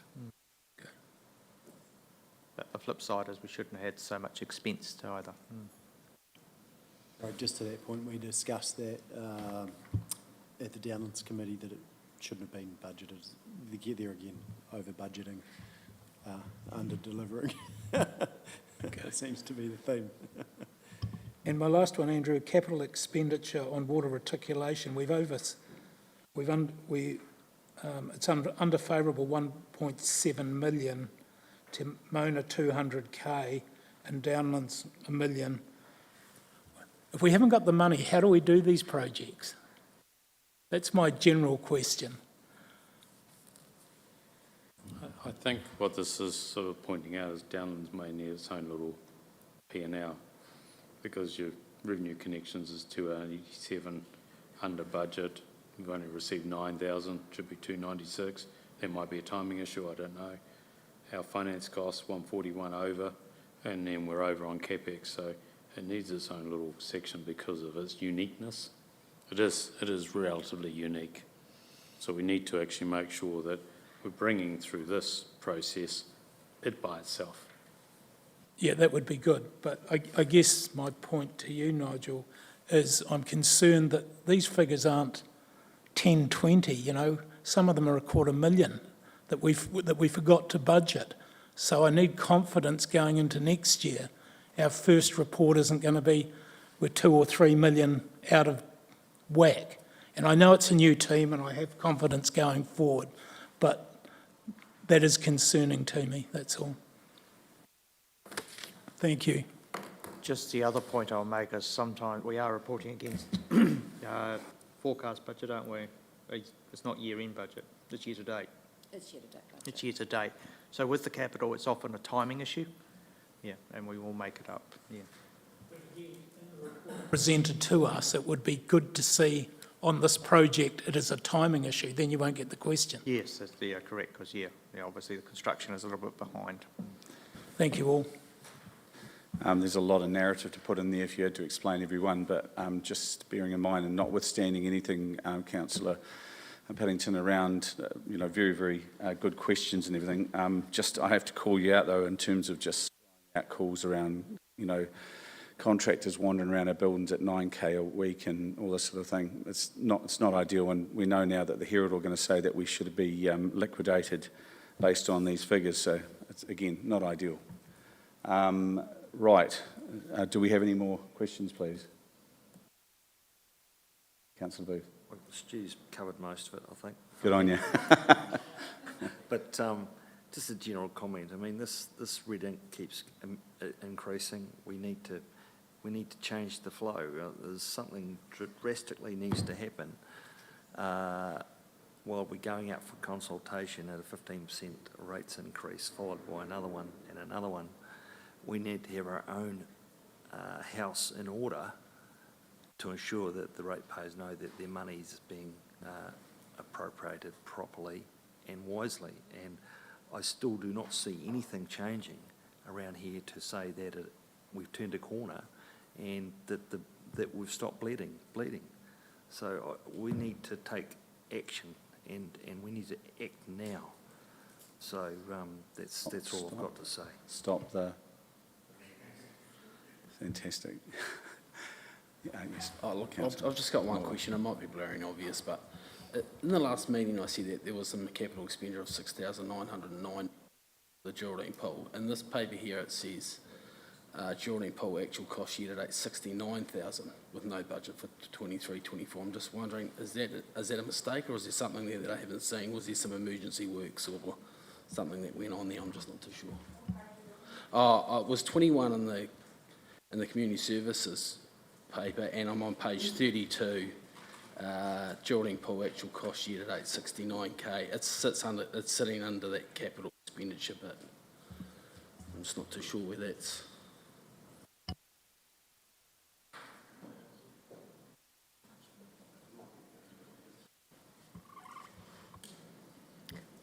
Thank you, Councillor Oliver. I can confirm it is 69,085. Just looking at the month-end report on that as well, which therefore may well be a typo in my report. I do apologise. And I can confirm that that was for renewals as well, which is specific to the sand filter.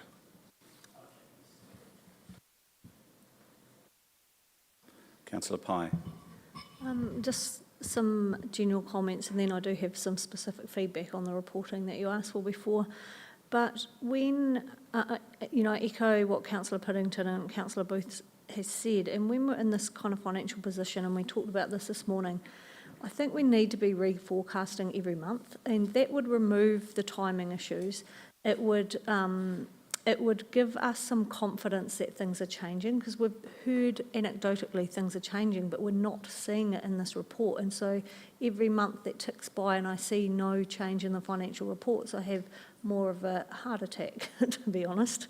So I'm really looking for some confidence that change is happening and reforecasting every month while we're in this position, and getting that budgeting right, because it seems to be an ongoing issue. Your table at point 6, which is the one where we look at the debt cap, I actually preferred the one that you were doing a couple of months ago, where we looked more forward-looking and went, what if we don't get the NZTA subsidies? This is the headroom, and there were kind of some options where this is just a moment in time. You've taken the forecasted revenue, adjusted for what we know we're not going to get for this financial year, and then applied the debt cap to that. Okay, so my apologies for misunderstanding what you wanted. The table that we put originally in was where we thought we may have issues for this financial year. So we haven't modelled anything for 2025 onwards. So we haven't actually got the table that, okay, here's our debt cap at 210, here's our debt cap at 250, here's our debt cap at 280, because we've made the assumption that that's the revenue that we will get at that point in time. So whereas this here is our forecast revenue as to what we've now think that we're not going to get this financial year, to then work out what the debt cap is. I think the difference is, and if we use the theatre as an example, if we were getting that money this year, you wouldn't have that figure in there, but it won't be in there next year. So that's where I kind of liked seeing some of those things removed that are not ongoing or not guaranteed. So you've got a better flavour of where we'd be at, because generally our income doesn't change much apart from the grants in that year. That's why I preferred the one that you used to do. You wish to, yeah. Just, following on from that accountability sort of conversation, I think we bought that delegations paper and we, decided to have a full trust model from that. And so what we requested is that any budget, movement from one line to another, comes through a process whereby chairs and the mayor, et cetera, are notified. And we haven't seen any of that. My concern that we haven't changed the delegations is that, well, actually, an officer may just decide to run one in the red and one in the black, and actually it all evens out. But my expectation and the expectation of the elected members are that if you've got budget that's unspent and the activity's not going to go ahead, that's a saving. Your other budget item is just run to budget. It's that simple. So every year, if that's the discipline, outside of these one-off things, it should be actually that we're every officer's coming back with a nice little surplus for us. you know, and that's the sort of the disciplines and accountability that we're expecting, and that's what we would see in any business out there in the community. So, yeah. I think as a wise woman once said, a budget is not a target. Do you know who she was? Yep, I do know who she is, very wise. I just wanted to reiterate and support Councillor Pye's recommendation on reforecasting each month going forward. We need to be on top of this as governors, and I support that recommendation that we need to be doing that monthly from now on. Councillor Shannon. And just a brief addition to that as well, when we're going through and reading the unfavourable and the favourable and all those reasons and justifications for each way, we're just seeing too much of this unplanned, unbudgeted allocation issues. Under review is heartening because it makes you think, right, that's going to be sorted out. But the highlighted black figures in some ways are as bad as the red figures, because it means that we haven't budgeted accurately in many of those cases. So going forward, I mean, if you're responsible for a budget over the next month, while we're even still in this period of our plan where we want submissions, remind the audience, we want your submissions, officers still have the opportunity to be correcting this stuff for next year. We want things to be bang on next year as much as possible. Yes. Sorry, and I respond to that. yeah, sorry, just before you do, look, and on that theme, if we've got a couple of months out, if you think you're going to run over your entire budget, just stop and bring it through to the CE that I cannot do my work program because I do not have the money to spend it. Simple as that. If the money's not there, just don't spend it. So when you look at our year to date, the line that concerns me the most right now is our personnel costs. We're 1.2, 1.3 over. The finance costs, that's poor budgeting or poor assumptions in terms of the interest rates. So effectively, when we do our budget, we should get that right, and we'll probably go on the conservative side. So effectively, for me, we've managed to pull back the other expenses, because when I first got here, we were over budget, and now we're under. So we're going to have to concentrate on personnel costs in terms of what does that mean. When you look at the revenue, we're 5 million behind. The 5 million is actually all in subsidies and grants. And those subsidies and grants, some of them are in our control in terms of time frames, some are out of our control. The likes of the theatre itself, you know, that is actually 6 million, and we won't receive that until next year. So when you put that aside, the revenue itself is not too bad. Obviously, we've got additional interest, again, too conservative on the interest we were receiving, 1.3 favourable, which nearly offsets your interest paid. The fees and charges are the one that we've got to concentrate on, because that's $1 million under. We should be able to control that. We should be able to charge for those fees and grants. So we have to do a deep dive on that, which will be $1 million. And forecasting year to date is 2 million. And we're going to have to look at our personnel costs and make sure we hit budget of 25.5 somehow. Not sure how we'll do that in 3 months. It might be impossible, but that's the line we've got to get right. It also means for me is that we've set an LTP budget. When you look at these numbers, it's obvious they're going to need adjusting. So we're going to have to go through that process and see what that tells us.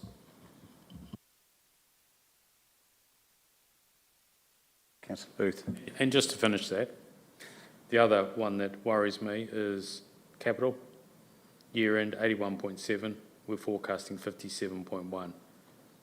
Now, that is telling me in our 24-25, where we believe we're going to spend 100 million, there's probably going to be closer to 70 million, unless we really get moving on it. Because there'll be a history here. There'll be a history here of underspend on CapEx. And I would suggest that that's come about by people being what we do is we set a budget for capital, but I still firmly believe we do not build into that the work up in terms of getting a business case done, getting it planned and getting it procured. Therefore, we're always on the back foot, and we're going to have to fix that. And that will have an impact on the positive side, it has an impact on our debt to equity ratio.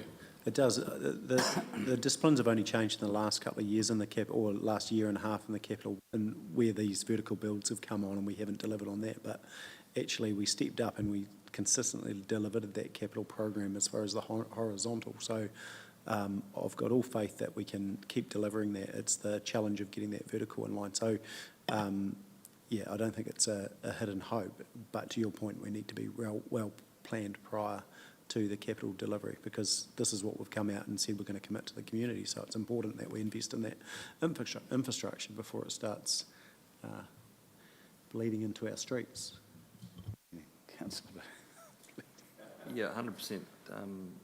Like what I'm hearing, well, I don't like what I'm hearing, but but He's getting undecided. the picture, He's which is undecided awesome, at this stage. which is I'm encouraged. Just like to look at an example here, waste minimalisation on page 39. We've got an issue there. We've got a deficit of 1.4 million refuse fees due to lower than budgeted tonnage to landfill. Now, this is for 8 months, this report. So you would just make up double or half, add 50% onto that number. Roughly $2 million is where we're going to be at the end of the year. And I'm just looking at it, we've taken, according to the report that was tabled today, we roughly taking in 35,000 tonnes per annum. So if you divide the 2 million by 35,000 tonnes, you come up with $57 for every tonne going into a landfill is being subsidised by our ratepayer or by someone. It's being borrowed, it's being whatever, we're losing money. So that is the sort of silly stuff that is just glaringly obvious that we actually need to make sure that we're on the right side of. And I just did that in 5 minutes. So, well, it makes sense. It's pretty straightforward. 35,000 tonnes, deficit of $2 million. Every tonne going across that weighbridge has got a deficit of $57. So you can just hear the meter ticking as the weighbridge goes. I'll get Andrew to answer that. Thank Yeah, you. just in response to that, in this budget, we have budgeted for pure forest tonnage to come across the landfill, into the landfill, so, and that will be charged. It's charged internally, but it is part of the revenue stream. That's 30,000 tonnes. So you've actually, these figures have been based on 68,000 tonnes. That's bumping up the income, which you never, it potentially wasn't going to happen. It was assuming that something was going to happen when it didn't, a bit like the theatre, and the subsidy come from that. Yeah, we're working on it. We have consenting issues to go through first. Any further questions from the floor? Councillor So Pine. I'd comment on that though, like having that in the explanation for the variance would be more helpful than just lower than budgeted tonnage to landfill. So that's the kind of commentary we're looking for, so we don't have to ask you so many questions. And hopefully if we're doing it monthly, we won't need that amount of narrative continuing on. Yes. Also, the other thing to note is the commentary is year-to-date commentary, which sits there, you know, there may be no movement, but it sits there as an issue. So it's also, you know, looking at, well, okay, is there a better way to report that? Is it essentially you report what happens in the month, but then you don't necessarily get that accumulative effect. So it's sort of that, you know, the catch-22 is because we report year-to-date, it essentially, there might be nothing happen in that account for the rest of the year and it still sits there. So it's to sort of figure out, well, okay, what's the best way to actually report that? Great.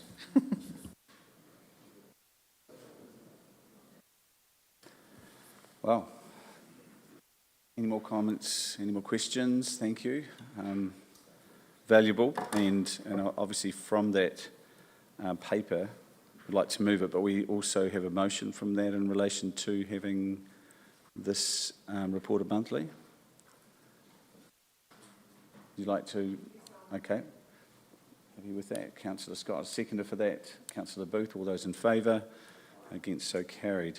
And so that is also passing that paper.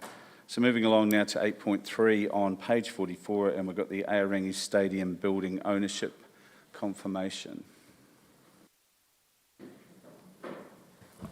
Thank you, through the chair, councillors. This is just an update following through from the request from the trust that we keep things tidy as we move through this process and also have everything noted. So the paper is just outlining the trust decision, previous reports relating to works on this, and then some of the steps going forward. So I'll leave it at that. I think most of you are aware of the situation with the stadium, so everything is now tidy. It is in full ownership of Timaru District Council, and the next steps to move forward for the work that we're doing now for either a new or an extension. Are there any questions? Open the floor for questions. Thank you, Nicole. Moved Councillor Parker and Councillor Booth. All those in favour? Against, so moved. Thank you. Thank you. And we go to 8.4 on page 45, and we have the bad debts written off as at 31st of March 2024.